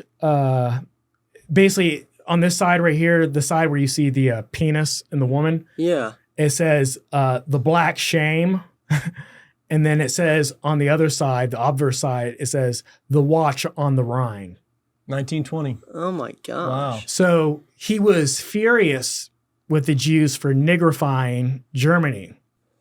So in the United States, a lot of the miscegenation laws, which were basically being broken by Southern plantation owners, but continued actually up, and like they weren't all knocked down in each state because of states' rights into like in the 1970s. But in the United States, they wanted to keep the races separate and genetically separate. But at the same time, you had plantation owners sleeping with their female slaves on the regular. So producing this mixed race of people who would emerge. Well, a lot of them were the free people of color before slavery ended. And so they became like the black elite. And not all of them, but a good majority of them despised the blacks that were freed from slavery later on and wanted to be separate from them. But it was from their ranks that the so-called black slave owners emerged, is from this mixed group of people. And so, and a lot of those mixed, like I was telling you before, ended up passing for white, which, I mean, like when you only have 1/64th Negro ancestry, Yeah. Not much. you know, you're basically Elizabeth Warren, Yeah. And so, yeah. And a lot of those families that did pass try to hide it. And these stories come out every now and then. They come out here in the United States, but also in Europe. Like people that thought like, well, I did this genetic test, or like I went and found this and that, like we had an ancestor that passed and didn't tell anyone. And basically then they try to like, I wish I knew this history, this and that, because they find it fascinating. But also too, like the circumstances of the time that created that type of pressure for those people to pass. All right. And then created basically this racial caste system that has never been fully dismantled here in the United States. So you go from the period of 1776, July 4th, 1776. What does that mean? So, Your 4th of July, it's about freedom, right? Yeah. So for 89 years after that point, they still had chattel slavery. All right. mhm. And then people say that slavery was a long time ago, but some of your last people that were born into slavery died in the 1970s. I think 1975 was the last one. Wow. And so when you look at the scope of a person's lifespan, it's not a long time ago. Yeah, Right. a couple generations. Like they're talking about the Tulsa massacre, and like they basically shut down the reparation claims of those Tulsa survivors. Mm-hmm. It's like, you don't need reparations for what happened. Basically, it was a pogrom. Yeah. Mm-hmm. And so, but the thing is, people don't recognize these as pogroms and racial cleansings when it's directed at so-called African Americans. Yeah. Because the thing is, and the other reason why a lot of Americans won't criticize what modern Israel's doing, because then they have to look back in the mirror and it's like, oh, okay, well, the United States also, it became the country it is through force and claiming land that didn't belong to them. Mm. And that's exactly what's happening in Palestine today. Yeah. Now, and Israel too has had some efforts to try to eugenicize Ethiopian Jews. Is that right? Yeah. They were giving those Depo-Provera shots without informed consent. Mm-hmm. They were misleading the women into thinking that they're getting a vaccine, and that they weren't informing them that, like, well, hey, you may not have children for, a 10-year period or ever Mm-hmm. Yeah. if you take this. They denied this for a long time until it They was denied it. irrefutable. They denied it, and then they admitted it, and then they okay, we admit it, and then Memory hold it. Yeah. Yeah. let's move on. Yeah. All right. Now, didn't they also that was in Israel? Did they do that in Ethiopia as well? Didn't they do a vaccine program in Israel? So or before in they Ethiopia? could come, like as a condition of them being airlifted out of Ethiopia and into Israel, they had to do this. Mm-hmm. And so I believe they had them do it before they came, and for others when they arrived. And so I'll have to look back into it. But yeah, I mean, like, this story was out of line. And a lot of people were like, oh, well, it's a myth, this and that. They were trying to downplay the seriousness of it. Yeah. But it was a eugenics program. It's just like when you have Planned Parenthoods based primarily in minority neighborhoods Yeah. with easy access. Yeah. Madison Grant was basically, he said the solution was for his so-called survival of the fittest was through the process of segregation and sterilization. And he was referring to black people when he said that. He said that the only way that black people, and this was, Madison Grant wrote the book, The Passing of the Great Race, or the basis for European history. And he said that basically the only condition that black people should exist in is the same condition that they were in the past to whites. So basically as in this subservient level or servants. And that if they're raised to social equality, it would mean the destruction of white America and society, which is crazy. Yeah. I said that. But he was one of him, along with Lothrop Stoddard, were some of these eugenicists that were promoting these ideas of segregation, sterilization, abortion, stuff like that, to basically be a solution to the Negro problem. And so ever since emancipation, it was like, okay, well, what do we do with this population that we don't want here anymore? Yeah. That's why you'll see like during the civil rights movements, people holding up signs, go back to Africa and all this. Mm-hmm. And the irony is that most of us have been here much longer than any of the Europeans that have been here. Yeah. Yeah. Okay. And so, but yet, like, we're the ones that are told to go back to where we're from. Yeah. You know, we're the ones that are accused of being anti-American just for criticizing, making legitimately criticizing issues with the country. Mm-hmm. And so it's an uncomfortable topic for people to talk about, but they need to understand this. They need to talk about it to understand not only what's going on with Israel, but, where we're going to be at in the future. Yeah. Because the actions of the past have led us to where we're at in the present. Right. And what we're doing in the present is going to directly lead us to where we're going to be in the future. Mm-hmm. Mm-hmm. As nations and as individuals. And so I'm not as confident in nations changing, Yeah. but I do believe individuals can change. I've seen that. But nations change much slower, if ever. Yeah. Right. And so I think the courses that these nations are headed into, there is no way to steer out of that.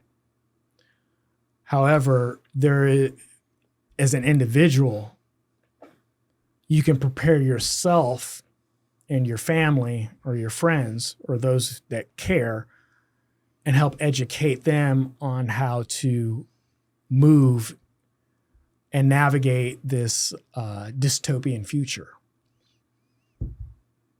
So we talked to a guy. What was his name? Which one? What topic? Oh, it was the one in Israel that was all part of the civilian. Nate? Was it Nathan? I think so. Yeah, we talked a think lot his name about was the Nathan. Temple of Jerusalem. They're trying to reconstruct the new one, Yeah. and he talked about how like to go inside the temple you had to be like a descendant of Aaron and all these things and these They have a conflicts. problem there. Yeah. Well, Yeah. what is the significance of this temple, and why is that so important for both the Messiah and the Antichrist? So, I'll talk about for the Nathaniel Mayberg. Antichrist. Yeah. Okay, Yeah. first of all, there's a Temple Institute. And the Temple Institute, all right, we got to dial it back a little bit and explain the current situation that is going on with why the current situation has escalated between Israel and Iran. All right. Okay. So we go back to Trump's first administration. If you paid attention to some of the things that he did during his administration, he basically passed a law, or he made a presidential statement where he was recognizing Judaism as a nationality, which was kind of curious. It was like Judaism is a religion. It's not a national. Anyone can convert to Judaism just like anyone can convert to Christianity or Islam. Right. Yeah. And so on. Right. Now, converting to Judaism doesn't change your genetics. For example, like if I moved to Japan, learned to speak Nihongo, the Japanese language, adopted their cultural practices, lived there for 1,000,000 years, it wouldn't change my genetics. It would not make me Japanese. I could be a Japanese citizen, Mm-hmm. Mm-hmm. but I wouldn't be Japanese. Just like people live in Hawaii, they're not the same. They may say that they're from Hawaii, but not everyone from Hawaii is a native Hawaiian. Right. Okay. So he does this. He says that, or basically announces that he sees Judaism as a nationality or whatever. I was okay. So watching him move, right? Then what he does is he does what no president has done before, and I think no prime minister has ever done of any country, and he recognizes Jerusalem as the capital of Israel. Mm. This is provocative. Mm-hmm. All right. Because we're talking about like the Temple Mount area, because where they wanted to build that temple is on that Temple Mount. Yeah. Okay. Okay. And so they want to destroy that mosque that's there Yeah. Done with the rock. and build that. Yeah. Yeah. And so you have this group, the Temple Institute, who I believe is the Temple Institute, that made this temple tax coin with the image of King Cyrus, the Persian, and Trump on it, Mm. Okay. which is kind of like why would this group make a temple tax coin with Trump on it? Well, obviously it's because he recognized Jerusalem as the capital, but like at the same time, Trump was making very provocative statements, basically like saying that he was the king of the Jews or some stuff like that, which not that I believe that Trump is the Antichrist, but he's saying stuff. He basically, it looks like he was auditioning for the role Mm. by a lot of the religious stuff that he was saying and the temple tax coin and what does he have? Trump Heights somewhere in the Golan Heights now. Mm-hmm. So if you you can actually look this up. Yeah. Temple tax coin, Trump and Cyrus. The Trump temple coins that changed the world, now in silver. Israel National News. Mm. All right, there's Cyrus and Trump's head superimposed over his. Yeah. So what's going on is what's happening with our political leaders or whoever is going to be political. Like, I don't think it even matters at this point Mhm. because like it's the power behind these candidates that's actually governing where the country's going. Right. And so they're using these candidates to cause friction among the people kind of as a misdirection. Mm. Okay. So whether it's Democrats or Republicans, they're going to still keep on supporting this craziness that's going on in Israel. They're going to keep on sending them missiles and funding. Yeah. All right. While at the same time, we have people in need here from the hurricanes Yeah.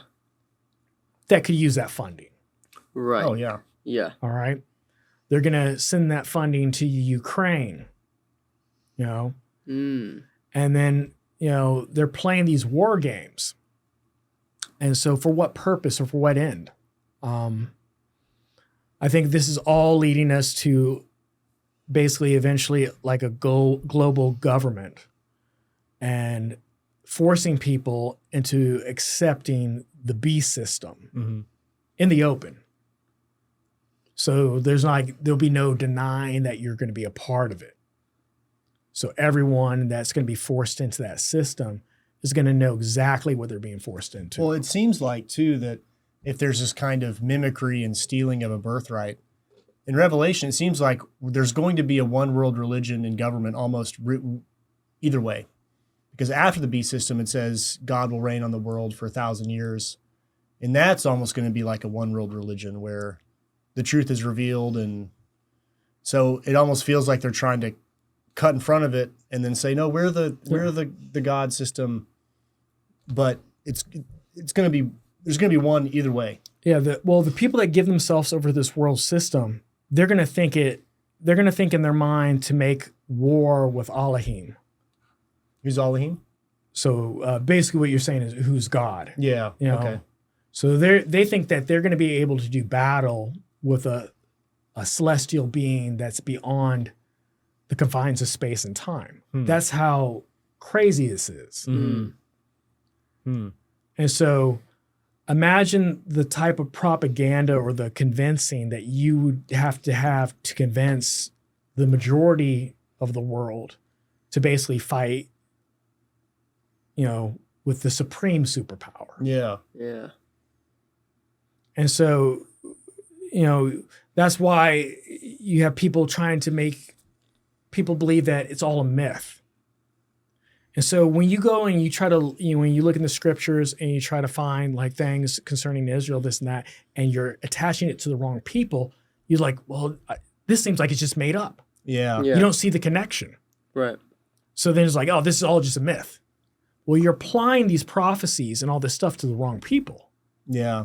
But when you know who Israel is, you can see how the prophecies apply. And then this shapes how then you're going to perceive what's going on.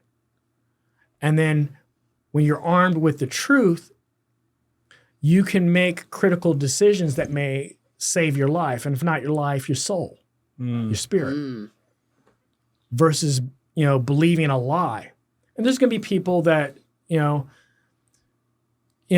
like when I was first bringing out this information, some people are like, well, this would just cause, division among believers. And I paused to think about that. And I was like, well, it's only going to cause division among those that want to hear and believe the truth and those that want to believe the lie. And if it's going to cause that type of division, then there needs to be separation. Yeah. And so, I think that this information needs to be heard by everyone, but it can't be forced on you. You have to make a choice for yourself. Yeah. And, I personally, I don't go out of my way. I try to share this with as many people as I can, but if I can tell they're not interested or if they don't want it, or if they joke about it or they're mocking it, I'm like, okay, well, maybe I planted a seed, maybe I didn't. Yeah. But either way, I was like, well, I'll just let them follow their path to its end. Right. At least they can't say that they never had an opportunity to hear this. Yeah. Right. When it's played back for them when they had their choice, they were either mocking or they just, I'll do it tomorrow, I'll do it later. Yeah. Yeah. I'll study it later. I'll change my life later. Right. Well, later may be now. Later may be tomorrow. You don't know when later is. Right. And so,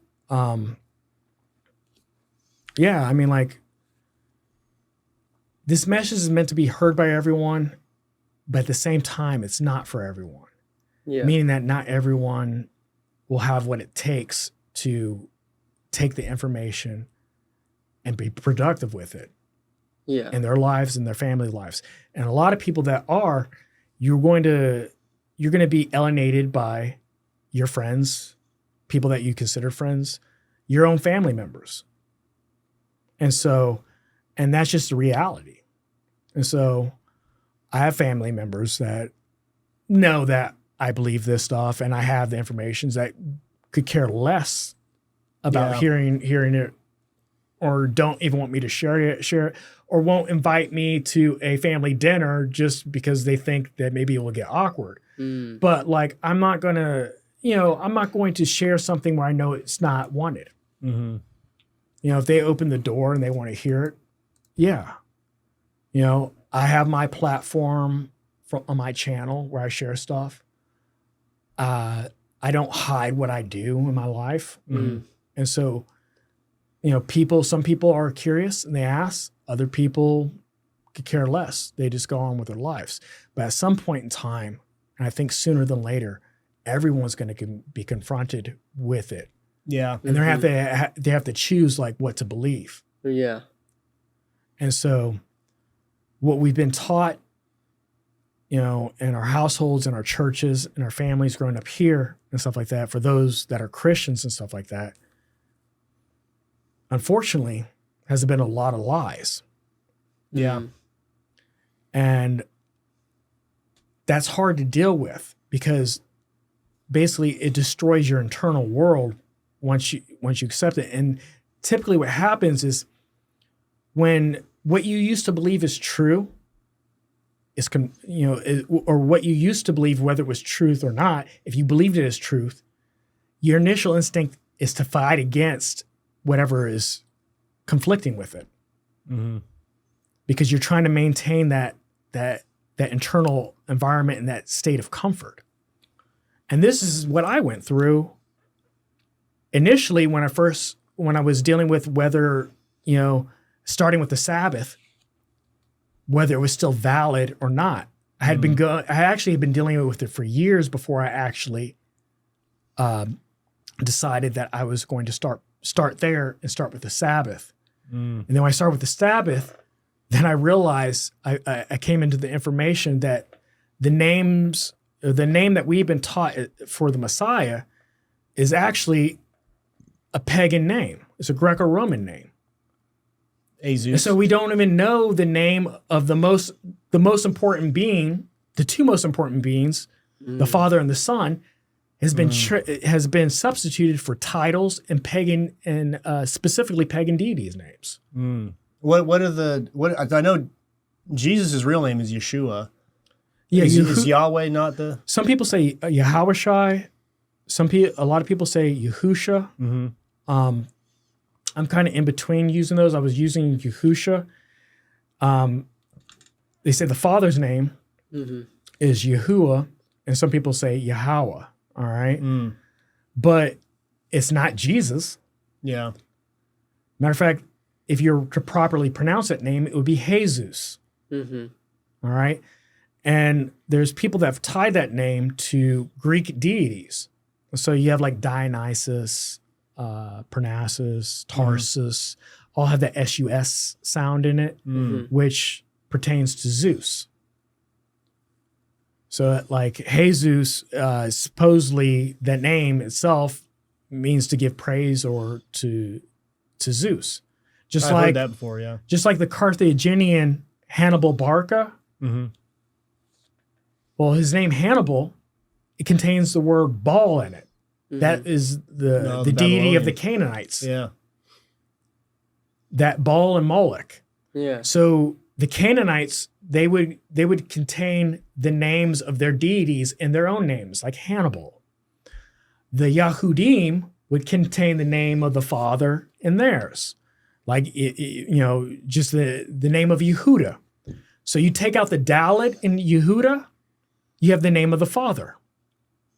All right. Okay. And so, there's like you have Matthew, Yahu, Obadiah, Jeremiah. And so a lot of people don't see it because now they write it in English and they angelicize the names. Yeah. So they don't see the connection until it's pointed out. And so the names that people have been taught aren't the actual names, That is odd. They don't have just the accurate names. Yeah. Because if you're praying to someone, you should know their name, right? Yeah. Or who you praying to. Yeah. And if you're worshiping a being, like he has a prescribed way of worship, and if you're doing things that you would do for a pagan deity, which he says do not do, you're not worshiping who you think you are. And so, the prayer of someone who basically scoffs at Torah is an abomination to Yahuwah. So there's people thinking that they can pray to God or whatever, but yet forsake the commandments, live with however they want, and they think it's going to be all right. It's like, I just said the name, wash away my sins, I'm good, I'm prayed up. I'm go out here and, violate Torah. And so, and the thing is, it's not that Torah is hard to do, it's that our society is so anti-Torah. And people just don't recognize it. It's the way that things are. And it's not, and the thing is also too, there's a difference in terms. Like if you say, keep the commandments. So if I ask you, like, are you keeping the commandments? If you mess up one time, you're like, well, no, I broke this one, this and that. Well, there's a difference between the word keep and guard. Okay. All right. Okay. So I've asked you if you're guarding the commandments, or you think that the commandments should be like they're important and that they shouldn't be done away with, and you're trying to do your best to follow them, even though you may mess up. You're like, well, yeah, I'm guarding the commandments, but like, is for example, like, you know, a basketball game, like, you know, if I'm guarding you, you know, I may be able to do, you know, say you shoot 10 shots, I may be able to block 7 of them. Mm-hmm. 3 of them get through. Mm-hmm. Right. All right. Well, I did my best, but you know, I'm still guarding you. I didn't give up and like, well, the hell with, you know, guarding Yeah. I this. see what you're saying. Yeah. All right. So that's the difference between someone who's trying to, they're not going to be perfect, but someone that's trying to do right, trying to live according to Torah, and someone that thinks it's not even necessary. Like, oh, that, you know, Apostle Paul said that's done away with. They misuse Apostle Paul, by the way, when they say that. Yeah.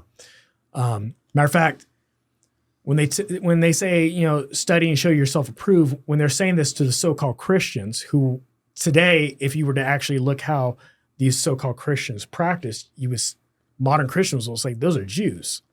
Mm-hmm. You know, what are you doing keeping Sabbath and the food laws and Passover and all this stuff?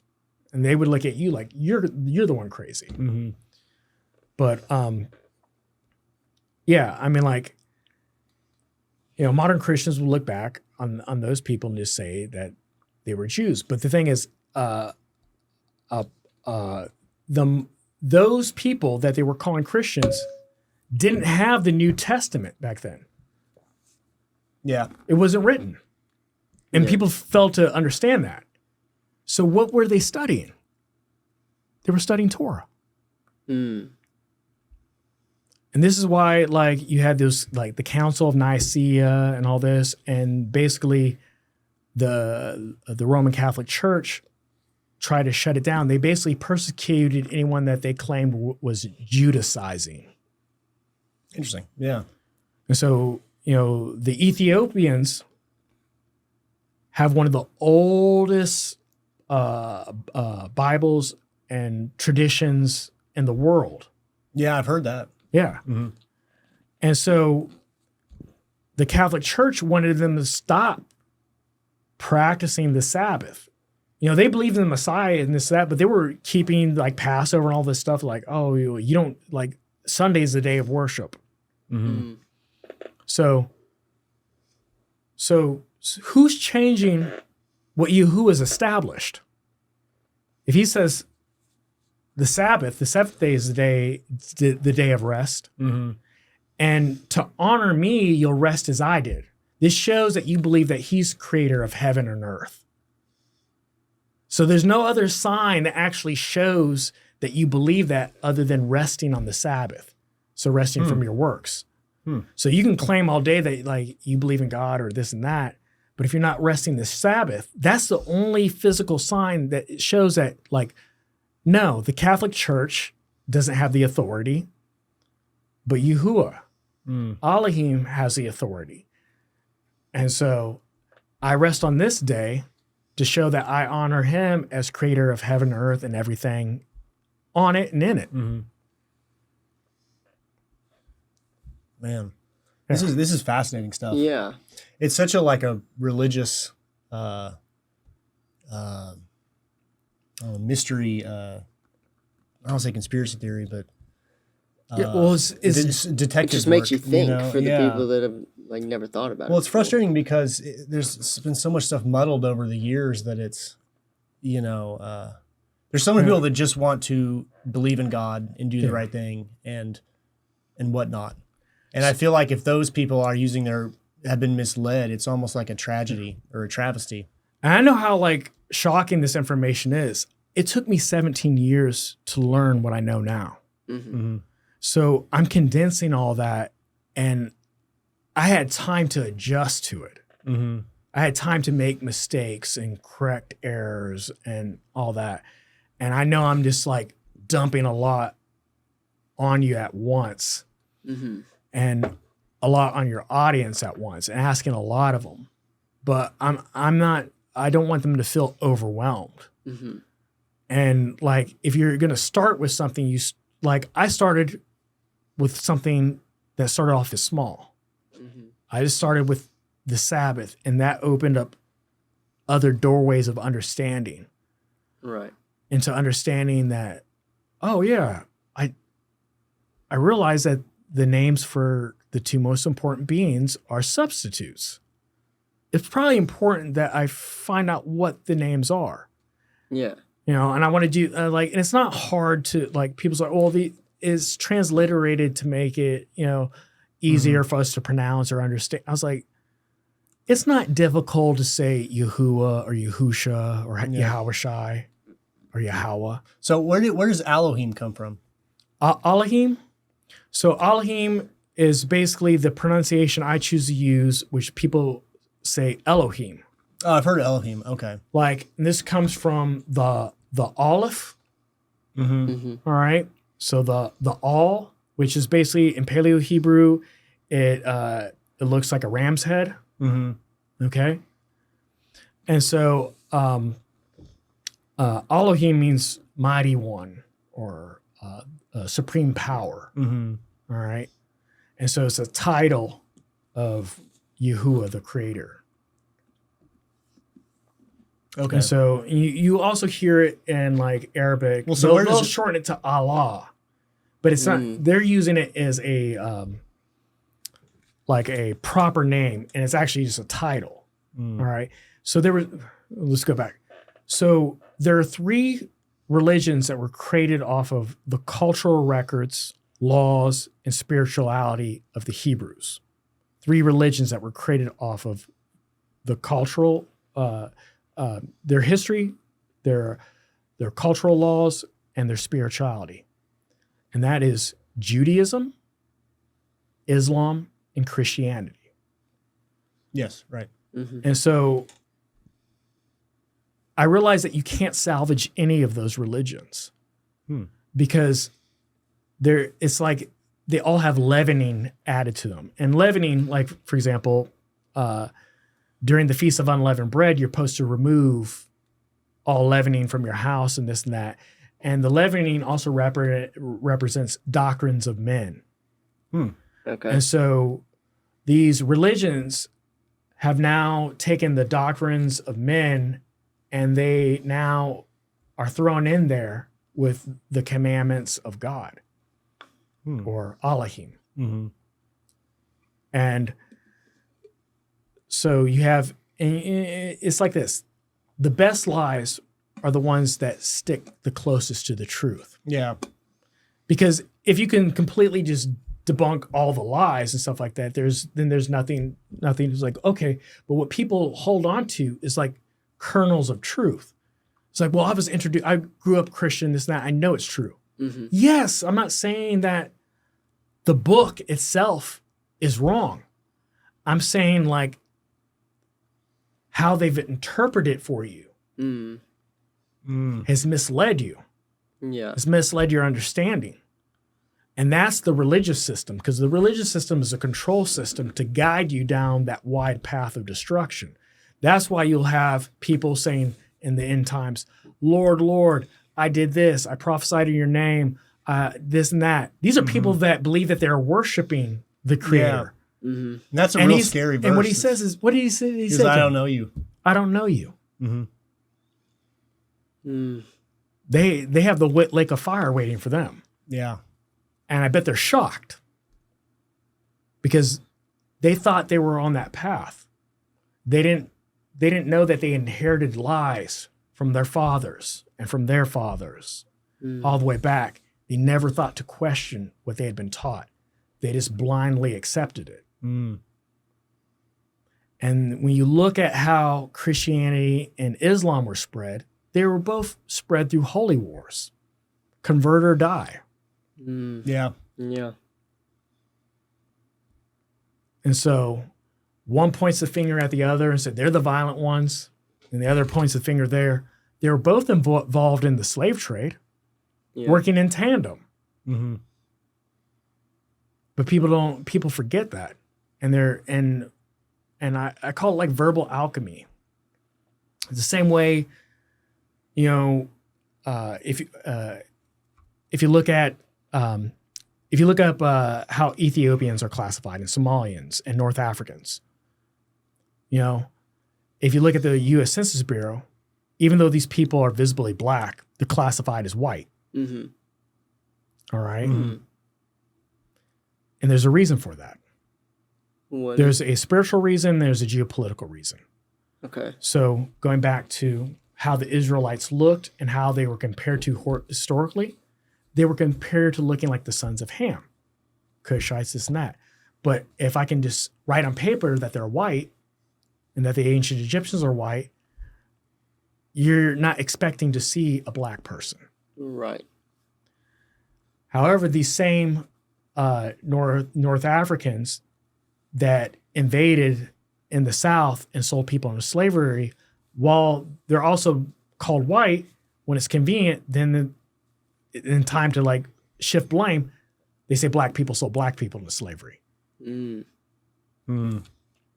So there was an old documentary by think of this guy's name, Paul Hoffler, and it was Ethiopia, Africa's Ancient Kingdom. All right, and I think you can find it on YouTube.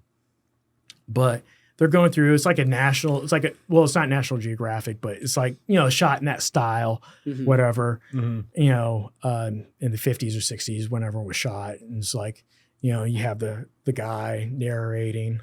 And so, and then he goes, so he's like, Ethiopia, this has one of the oldest royal dynasties in the history of mankind and all that. But the people of Ethiopia, though they look black, are Caucasian in origin.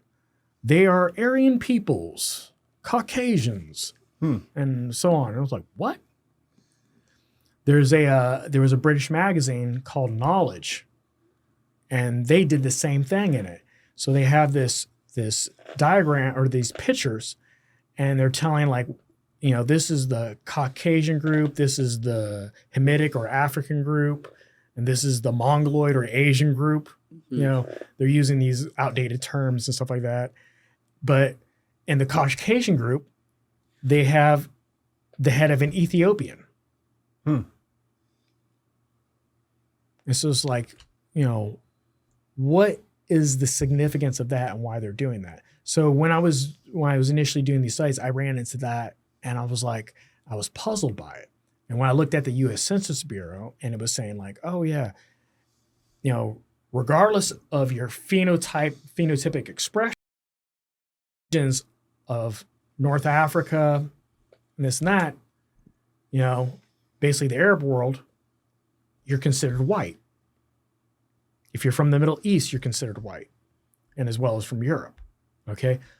But on the flip side of that coin, same time in the US, we had the 1 drop rule. Mm.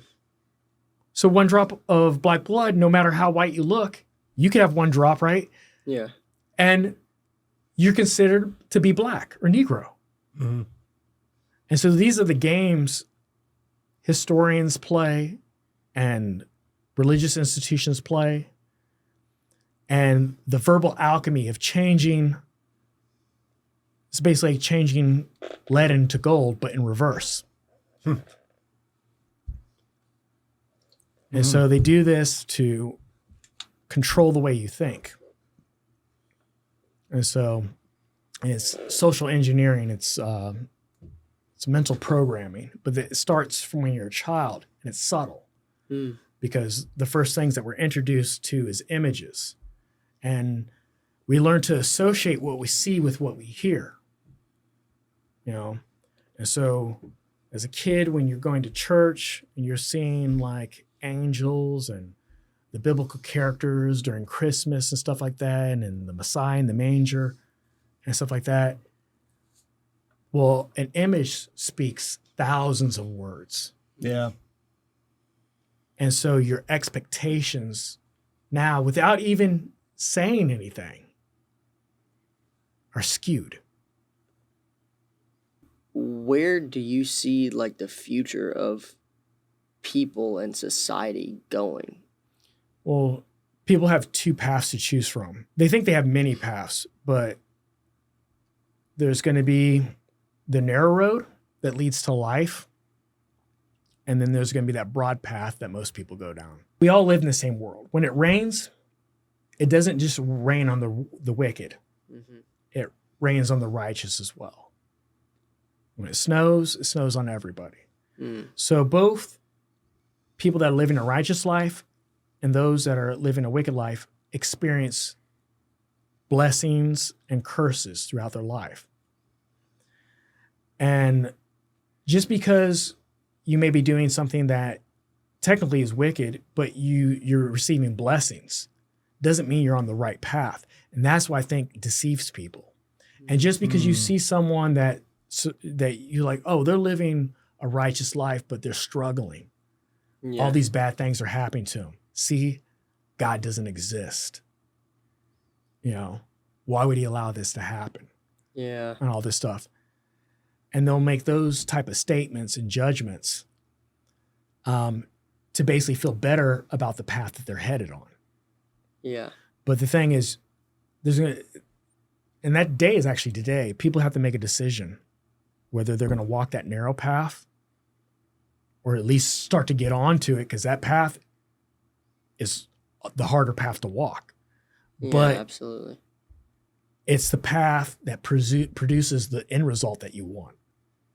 The other path is easy at first, but you're going to be disappointed when you get to the end of it. Yeah.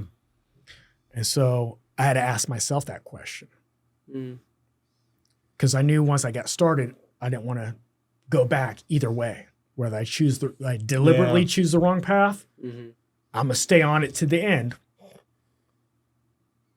Or if I'm going to choose this path over here, no matter what happens, because we're always expecting blessings. Right. I was just like, Yeah. I got to prepare myself for the negative, blowback that I'm going to receive. And I can't be discouraged. And so, it's like, the person decides like, I'm going to get up every morning and I'm going to work out. Mm-hmm. I'm going to do this. When it could be easier just to sleep in, eat cake, and not treat yourself well. Right. You're indulging in things that are momentarily pleasurable, but lead to poor health Yeah. in the long run. Same concept. Yeah. So, yeah, I guess we can end with that.